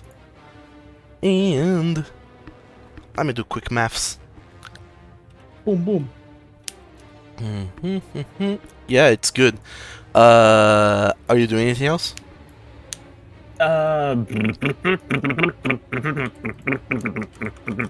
me just double check the thing, make sure if it works, because I'm not actually positive if Do you this have is accurate. Do you have a bonus action cantrip? Bonus action cantrip? No, unfortunately, I do not. I have. I'm not. Yeah, there's no That'd be way. the only thing you could cast. I'm going to take full cover behind this tree. Okay, you're taking full cover behind the tree. That'll give you advantage on dexterity saving throws, if I'm not mistaken. A target with total cover cannot be targeted directly by an attack or spell. Oh, it doesn't cast spells anyway, so. Anyway, Just breathe shit. that's it. That's your turn. Feel free to delete the Yeah. measurement. Next up is direct daring. I'm going to spend half of my movement to stand up. Good. Spacey. I'm working on it, okay? I'm working on it. I got it. If I move... Wait, what? How is that 50... okay, whatever. That's weird. The first diagonal costs 5, the next costs 10. It alternates 5, 10, 5, 10. Oh, weird. I've never noticed that. No, because Anyway. if every diagonal costs 5, you are able to move further diagonally. Oh, yeah. It breaks geometry, so... I'm guessing because it's a 3x3, I can hit it from here. Yeah, you totes can. Sweet. I'm gonna do the thing where I hit it a couple times Go for with it. this great axe and try and lop a limb off. Good luck. Come on! I'm tired of seeing these low numbers. That's Very the upset with lowest your number. great axe today. How many nat ones have you rolled today? 3. It was an 18 hit. An 18 misses, unfortunately. Ah! I'm gonna have to use my second wind. Wait, do I get second wind back on short rest? Oh, research. You should. I do. I do. You don't have action surge anymore? Action surges once per long rest. Long rest, really? Yeah, I believe so. Oh no, it is a short rest. Oh my god, dude, this is me playing monk where half my stuff is. I don't play fighter very much. Hell yeah. Okay. I mean, I thought whole time I thought that action surge was long rest. Not gonna lie. I've been following you for 20 sessions. I think I know how the fighter works as well. A little Sure hope bit. so. I don't, obviously. Are you gonna Either way, action surge? I am after I heal this freaking health. Bonus action. Healing. Wonderful. Great. Action surge, now that I know it's short rest. Probably write that down on a post-it note and stick it on my forehead. A couple more axe swings. I am going to... Alright. How? Alright. That's... Drac? I quit. I give up. Drac It's how? impossible. I rolled literally the lowest possible. I think you just rolled 2. I think you just rolled 3 nat ones in the span of 30 seconds. He's just like swinging over there. I think this dragon has a shield on it that prevents hits. I believe it is shielded in some strange aura. It's affecting my mind. Well, that's my entire turn and all of my features. Cool. It's going to use one of its legendary actions to attack you. Totally fair. I kind of deserve to get knocked out after that. Hits for lots of damage. 20 free damage. Good thing I healed. Pant the Dragonborn strikes from afar with a longbow and hits for 3 points of damage. And then runs farther away, Good idea. seeing that it can do breath weapon shenanigans. Next up is Gambrinus.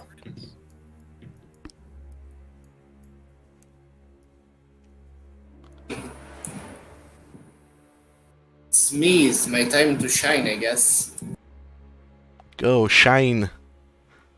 You sunshine child. Bring hope to this poor people. They need it. So, as a bonus action, I will use Healing Word on Colaris.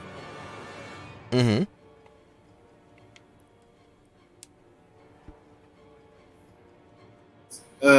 He gets an extra 5 points because of my Disciple of Life. Oh yeah, that is true. You would get some back, but you're already at full.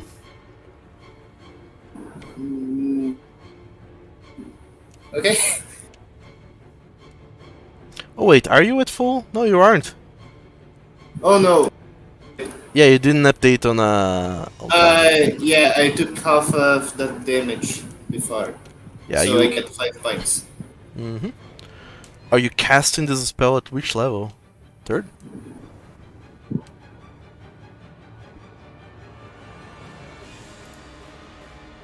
I forget.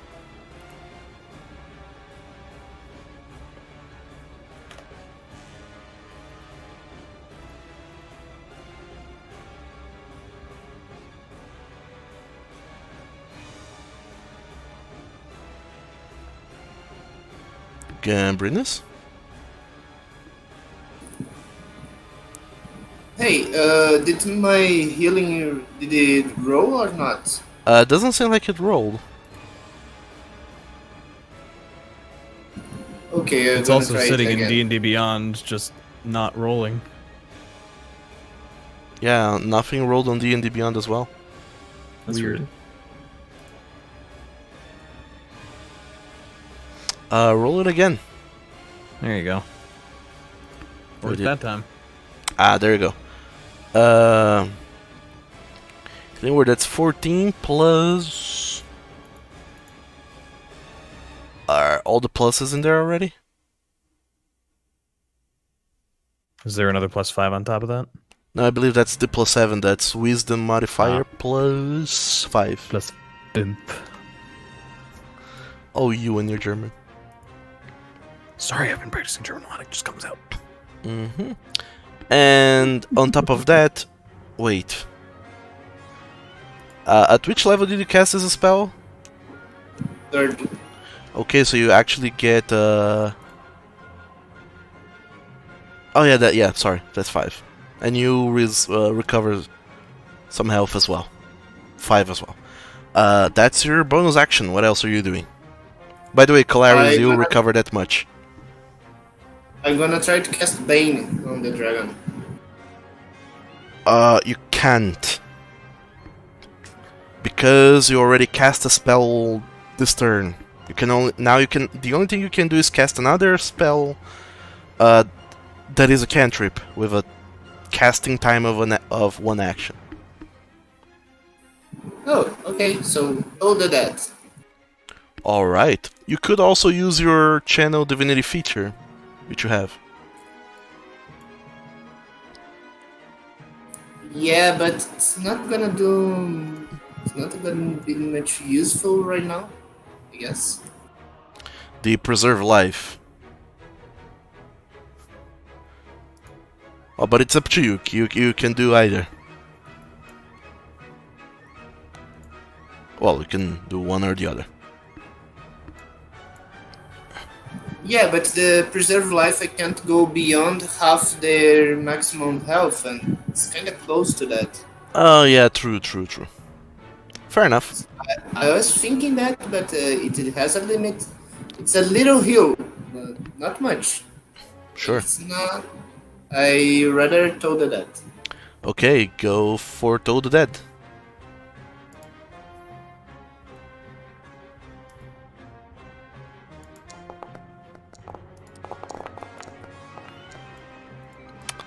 Okay, the Dirk makes a wisdom saving throw. I believe it fails.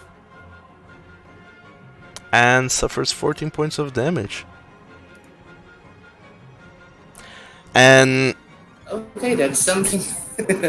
Gambrinus, after you extend your hands, both healing Calaris, who's a little bit far away from you, but also then channeling the sound of spectral bells that ring inside the dragon's head, it seems to shudder, and you see that it starts to bleed out of its many holes here and there, and it is now below half health. You can see that it starts to move a little bit more sluggish and slowly. It is hurt. You guys are dealing considerable damage to this creature.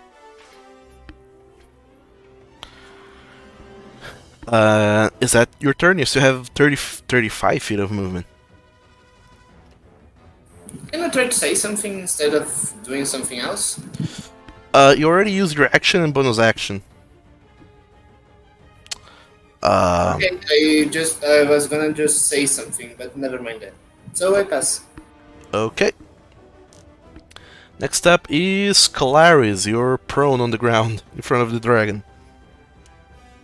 All right. Let me see. The 15. Okay, I'll move what I can.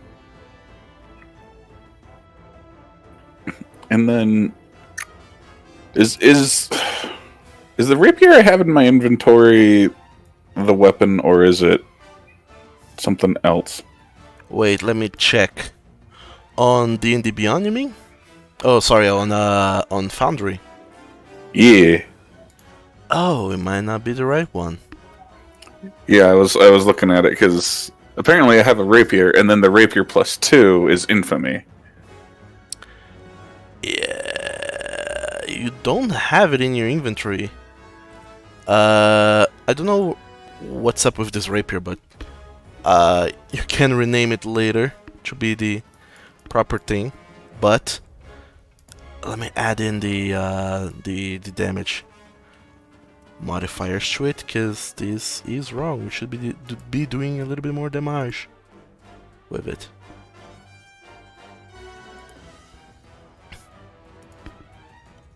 Okay. Now it should be right, I hope. Alright, that looks better. I'll just do an attack with the rapier. Okay, you're no longer prone.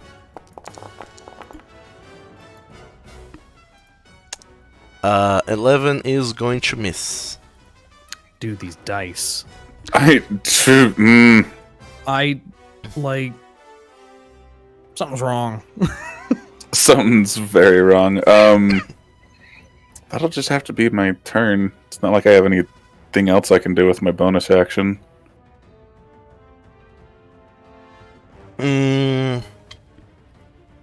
Yeah. Unfortunately, I don't think you have. Where's... Let me just open up the character sheet for the Durgan real quick. On old trusty D&D Beyond. Because I wanna see about its breath weapon. Regardless, it's gonna use its legendary action to attack you, Drakdaring, one more time.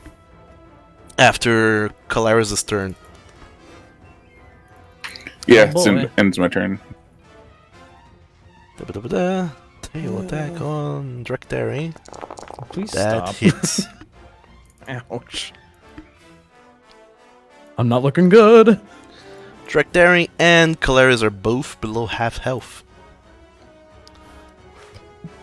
And let's see, breath weapon. Da-ba-da-ba-da. I have to roll for it. I rolled a 2. It does not recharges. Thank God. The Durgan, seeing this foolery, is going to...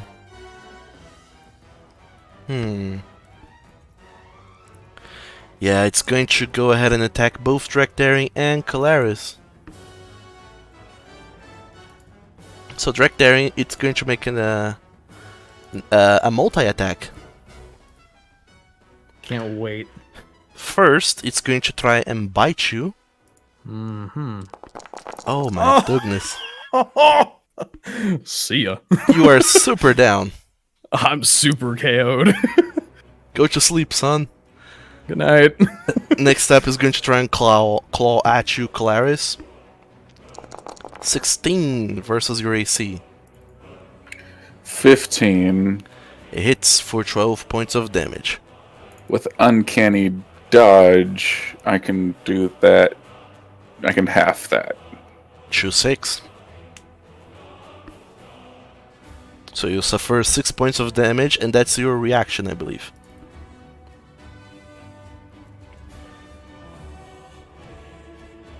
Right? All right. Okay, next up is going to try another claw attack, sorry. This time it hits. For 16. I'm down. Good. It's then going to go ahead, leaving the both of you behind, and is going to fly over to... you guessed it. It lands in front of Falcon. But that's its turn. Can't do much else now. Okay, Falcon, you're up.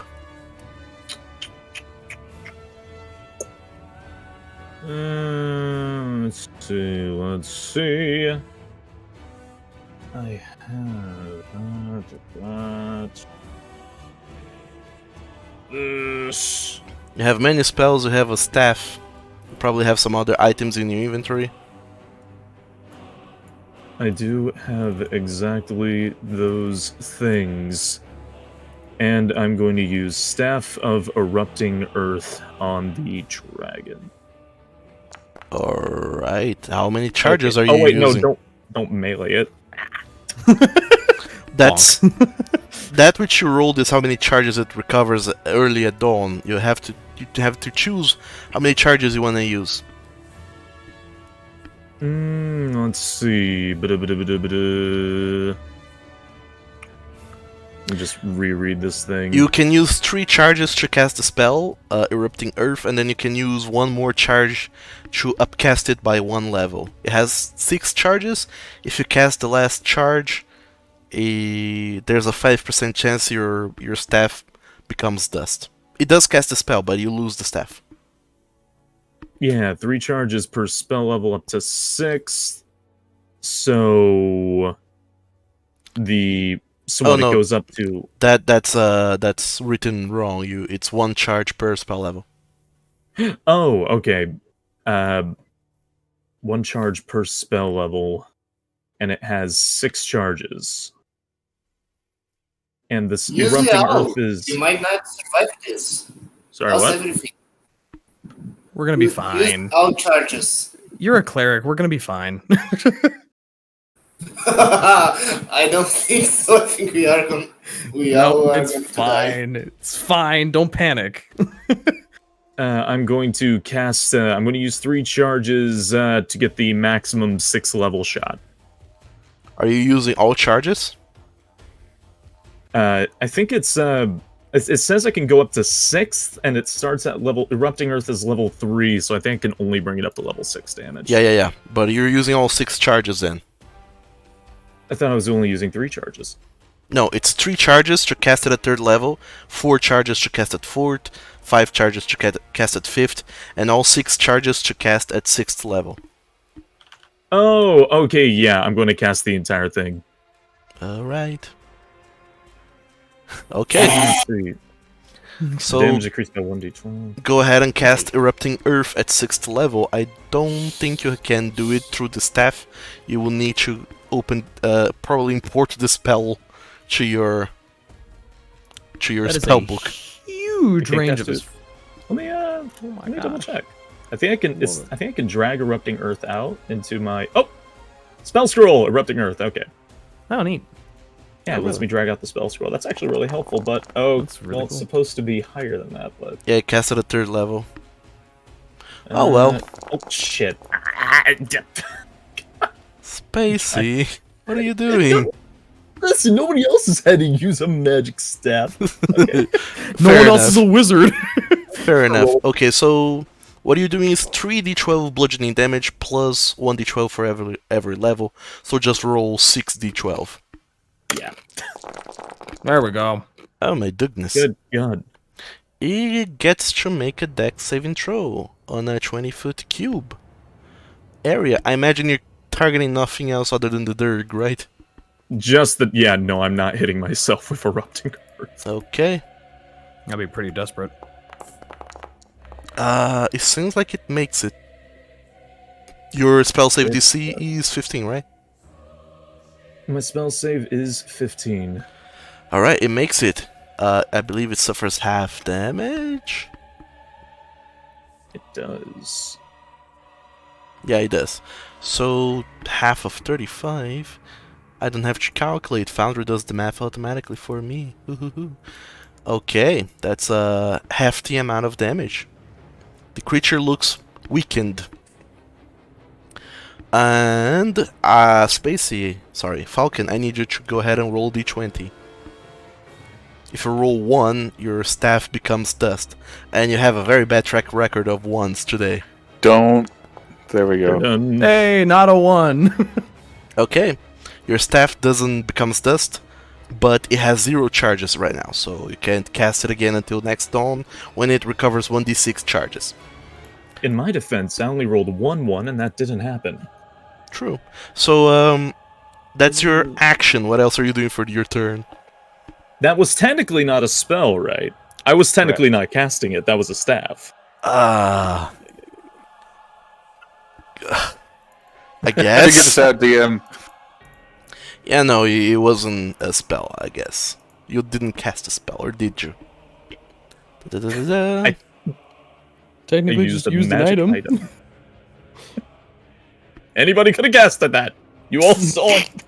I saw it happen. It's like I know you. I know you want to misty step away from that dragon. Technically, the wording say use an action to cast a spell, so using your spell save DC and attack bonus and whatever. So technically you have cast a spell. What? But I have a bow. Brutal. It doesn't cast. It counts as a spell. The item. Yeah, hence why you need to be a spellcaster to use it. I really freaking hate magic. I can't do anything. That's it. I cannot do anything. Be a fighter next time. Okay, are you just standing there? I can't move. No You bonus can try action, and anything? run, but you might die. Well, I have a bonus action, but I can't cast it. Don't you have features? Well then. Don't you? Fuck it. Momentary stasis then. Seeing as you're now in range, giant dragon thing. You just use your action. Does this use my action? It does. It uses one action. Okay, First- features mean nothing. Okay. Track Daring, I need you to go ahead and make a death saving throw. Nope, because my periaptive wound closure auto-stabilizes me. Pent is going to try and fire a longbow.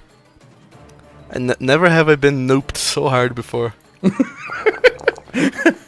I've had this item a long time.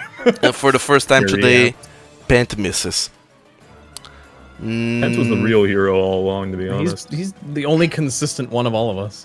At the end of Pence's turn, Faltonan is going to make a tail attack against you, Falcon. Da-ba-da-ba-da. 18 to hit, dealing 19 points of damage. I don't suppose I can say that the tree gives me cover to the tail, do I? No, it's around the tree, so no. I hate trees. I hate magic. I hate trees. He's just turning into Lewis at this point. Yes. Or Francis. Francis, yeah. That's I hate Oh, trees. you got the reference though. So, Oh, yeah, of Gambrinus, course. Gambrinus, it's your turn. There's two friends who are unconscious. Yeah, now I will do the channel divinity and do the preserve life. So I move and I channel it and use so they get 17 points each. Alright. You move over closer to them using your action to channel life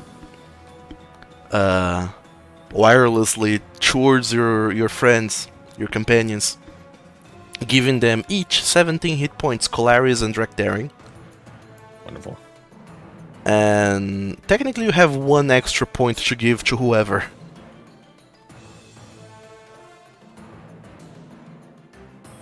Question: because of my disciple of life, they get the 2 extra points. No, of because the- this is not a spell, this is a feature.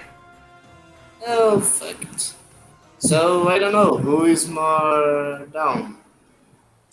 We both have the exact same health. So to Draktar, 1 extra point. Okay. Yay! 18 health points. Got it. And you have a bonus action still. Gimbrinus. With which you can cast a spell if you want.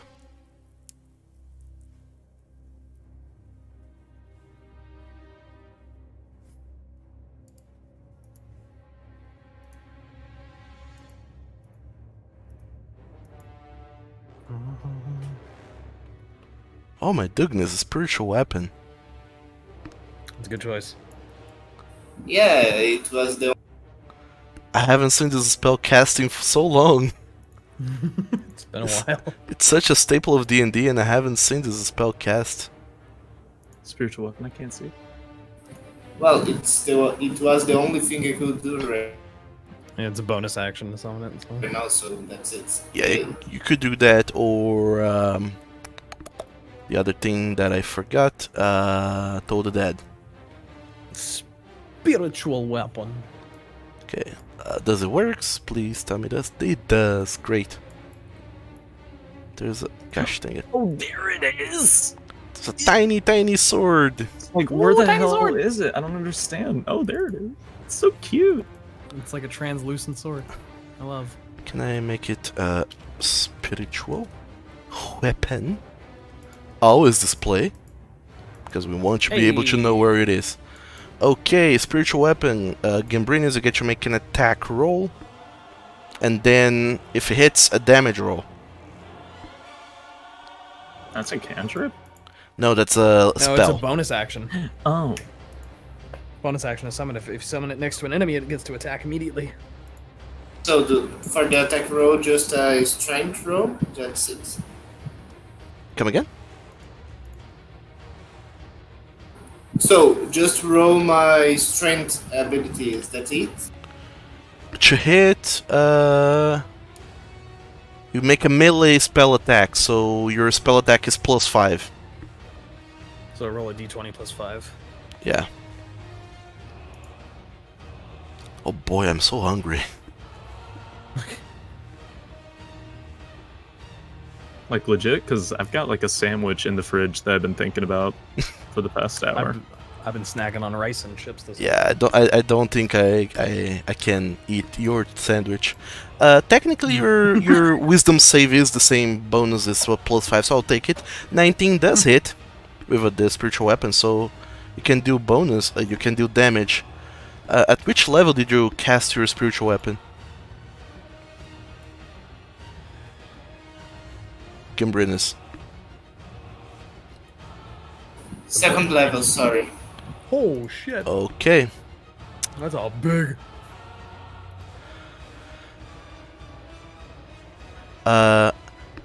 Although it's not worthwhile casting spiritual weapon as a second level because it only levels up in damage every 2 levels. So first level, third level, 5th level, and so on. So if What you do we cast it at spell? 7, if you, No, if you so cast it at first 7, you level. don't get the extra bonus. Yeah, that's Okay. it. First level then. Because it's technically it's a very good spell. It's a bonus action attack spell. But sure, first level then that's 1d8 plus 2, which is your wisdom modifier. That hits, so the Durgan takes 9 points of damage. I said the Durgan takes 9 points of damage. Thank you. I thought for a second you said 7th level, and I was just like I did too. I was like, panicking. whoa! Like, the fuck is a cleric? Clerics casting shit at high levels, man. That's tasty for me. And that's it for your turn, Gambrinus. You have nothing else you can do. I believe you still have like 5 feet of movement. No, thank you. I will Just a be step very to the far left. from the dragon. Okay. So at the end of your turn, the Durgan is going to go ahead and attack Falcon. Good knowing you. Yeah, okay. Using its legendary action to tail attack. Bye, Falcon. 19, I totally believe that. 19 points of I'm damage. knocked out. Falcon, you are unconscious. And Calarius, it's your turn. Ugh, I mean, like, let me do some measurements. We're so But, far away. Yeah, like, I could sprint over there, but that would be it. So I kind of Yeah. want to just run. Technically, you can bonus action dash with your Yeah, cunning 'cause- action. But you're still not in Ooh. range to do much. Yeah, I'm still not in range to do anything, so I might as well just, I don't know, move. Don't you have any ranged weapon attacks things you can do? Oh, I have no ranged. Well, it I have has spells, and all my spells are utility. utility way into victory. Sure, I'll spider climb up the tree I'm standing next to. You joke, but I've done this. Not only that, but if you want, you can hold an action. You can say, I want to hold my attack action for when the Durgan comes near me, for example. You know what? I'm gonna hold a grease spell for when he gets in range. There you go. Is it not in range of grease? No, grease is what? Let me see. It's really small. It's Up to 60 feet away. yeah, 60 Oh. feet away. Let me see. Although it's not gonna do you a whole lot of good right now. to cast I don't grease. think it'll. He is in erupting Earth right now. It's difficult terrain. It's true, but if he takes off and flies, that doesn't matter. Yeah. What But, you can hold off. You can hold an action if you want. What are you doing, Claris?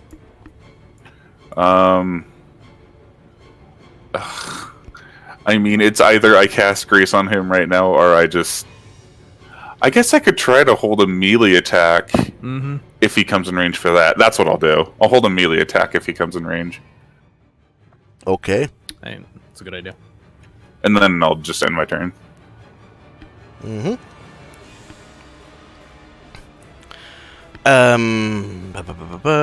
That's the end of your turn. Fountain ends his turn.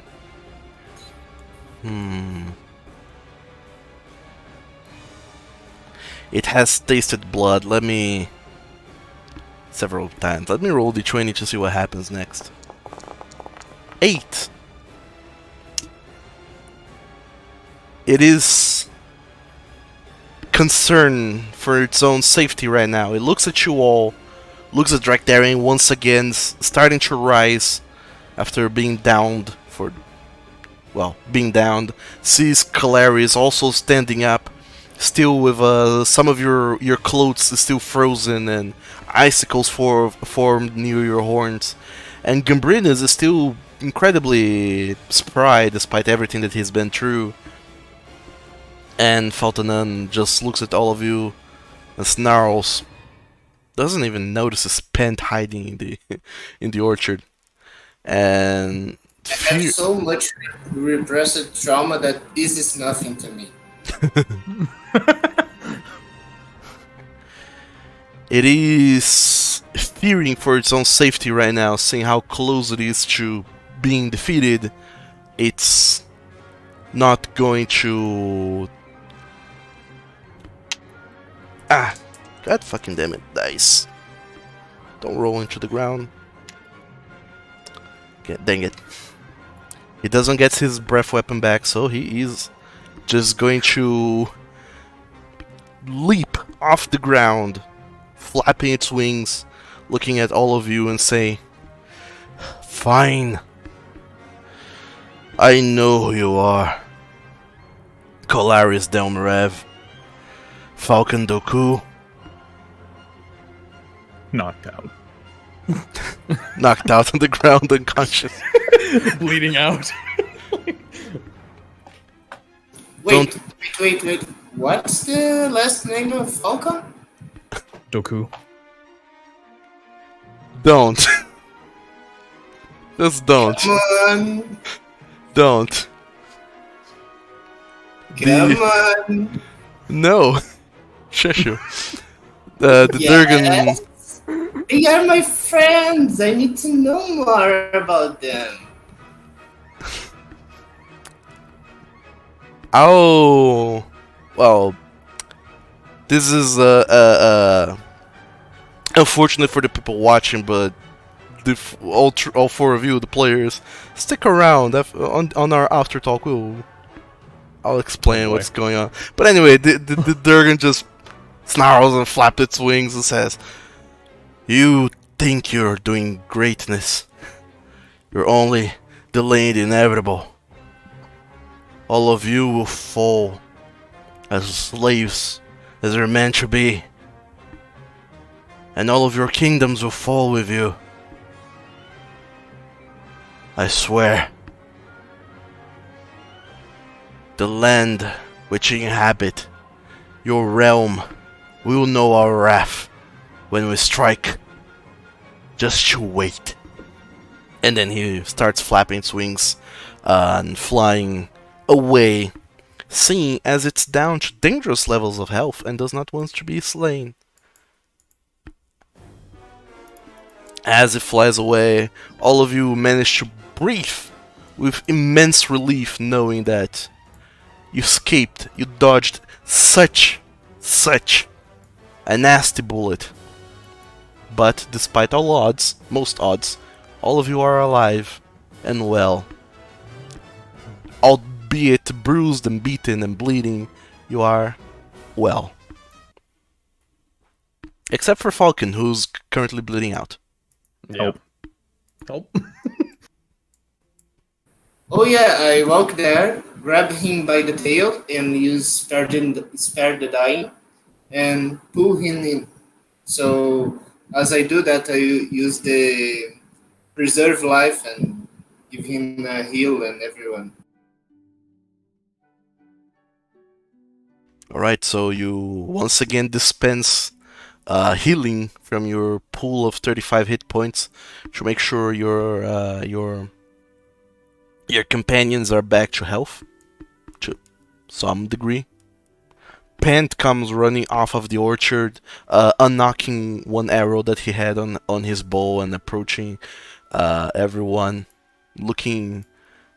He is just amazed that he survived this and that also that all of you survived. How much health per person, Gambrinus?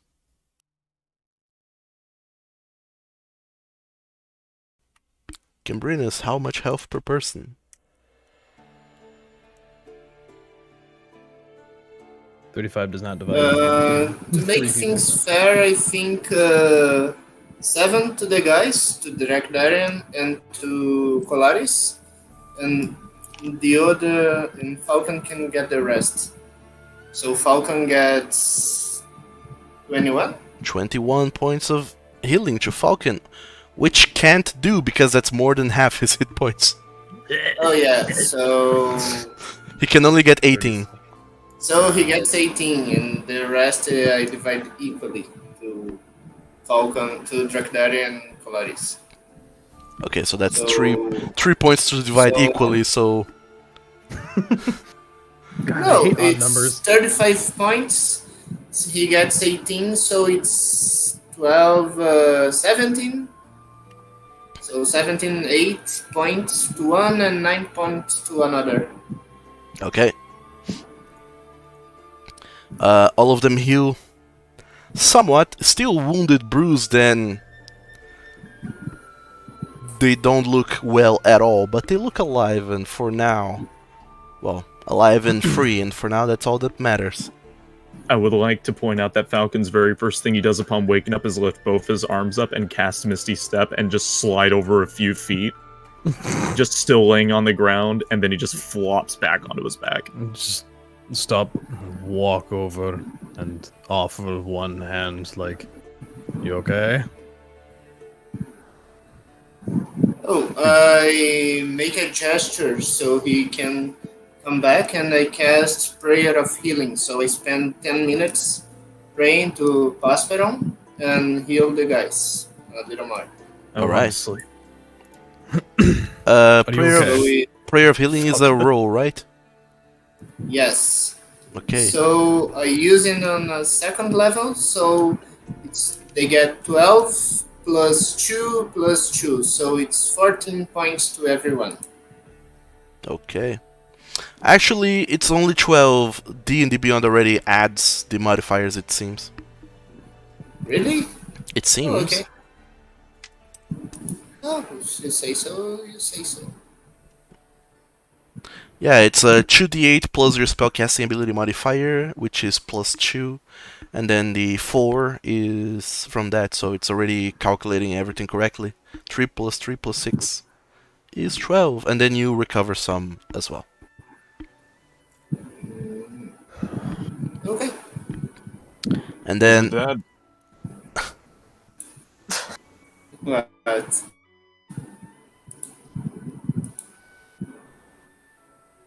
So as you look around, Falcon, you don't see the dragon, you don't see Faltonan anymore, but you also don't see any corpses around.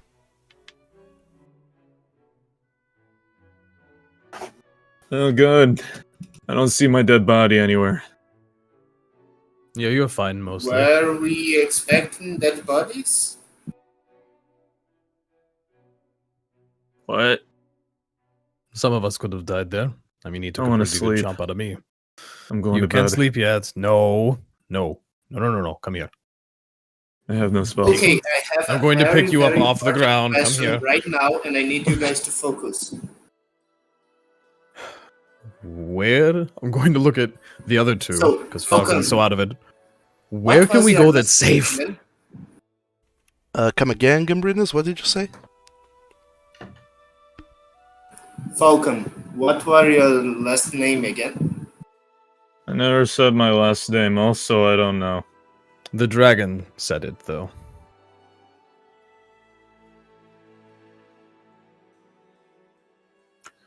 I would know, wouldn't I? You would, Clarice, yeah. Actually, everyone would know, except for Falcon, because he was unconscious when the dragon Yeah. said so. I am in massive amounts of pain. The heals, the wounds, they do not heal. Fear is all I Oh. feel. Confusion is all that's real. Oh my god. I need a You're bed. being so overly dramatic, I need coffee. Falcon. Where's the little rat thing that was with us before? He knew how to make coffee. Where He's am I? not here anymore. Fuck. Just You kind And of- do you know how to make coffee? I'm just going to pat Falcon on the cheeks, like, come on, buddy. Like, focus up. Okay. All right. I'm breathing. I'm breathing. You're not dead. I'm not dead. You're breathing, you're not dead, and you have your mayonnaise. Oh, thank God. Before we continue any pleasantries or anything, we need to get somewhere safe that isn't. I don't know where's safe around here.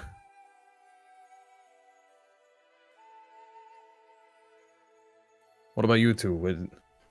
Are we just lost in a forest? Like, is there anywhere we can go? Would I know where we are? You would know where you are. You're not 100% sure because at some point you were kind of just blindly following Falcon, who was running, but you know where the castle is. You, Calaris, let your companions know that you are, well, you were in the castle of Lord Grodzina in the city of Dreamin, one of the closest cities to the border between the land, the frigid lands and the land of dragons. And you think to yourself for a little while, this forest you guys came into is probably Aldheim Forest, or a tiny little bit of it, and one thing you know for sure is that if you keep going west, eventually you will reach either the shore or a road, and then if you keep following it west, you will go through a crossing that will lead you back to the land of dragons, from where you hail from. We need to head west. That is the safest direction. And away from the castle, more importantly. Okay. All right. We got a few Falcon. options here. How far away is this? From the city to the crossing? Yeah. According to, I mean, on a straight line, according to this, I don't know if it's right, but it says it's 126 kilometers. It's very far away. Oh, do I have to do math? Of course. Of course you do. You're a wizard, you always do math. Sounded like we have quite a walk then. Yes, we do. To be fair, Okay. the region is incredibly unfamiliar to you, but you get the sense that there's some familiarities around it, especially when Calaris mentioned that you're in Aldheim Forest, and it tickles something in your brains, a little speck of familiarity. Not entirely sure of everything, but you know that, well, at least you, Calaris, know that you're free and you're closer to home now than you were several hours ago. And now, not only that, but you have several companions that will probably help keep you safe on the way back. Whoever these are. Even though you know Falcon, there's something odd about him. And there's also this Drakdarian that you never heard of in your life, but he's a Dragonborn, and you at this point you don't know if he's one of the Dragonborns from the land of dragons where you hail from, or if he's one of the Dragonborns from the Frigid lands, this a part of the Frigid host in some way, shape or form in this vast place that you're now trying to escape from. And there's also Gambrinus, this cleric lion that apparently was caught in some sort of diplomatic political crossfire between your land, your realms, and these. And there's also Pent, who now seems to be smiling eagerly, thinking that he's probably on his way to become a squire and serve under you and your people. And from the way that he's smiling, it seems like it's going to be a fairer employment under the Delmarev family. And despite everything you know and feel about your family, if they are better than the people here in the Frigid Host, these people here are the absolute worst.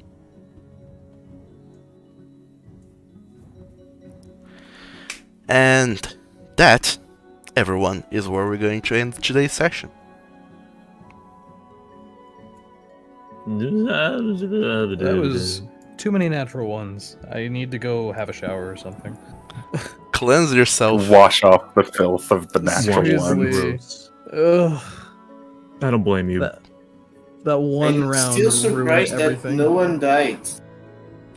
I'm happy no one died. I can't die really easily, so it's okay. I'm surprised too. But I wasn't rolling that bad, but by God. Would have been fine if I didn't roll like 3 ones in a row.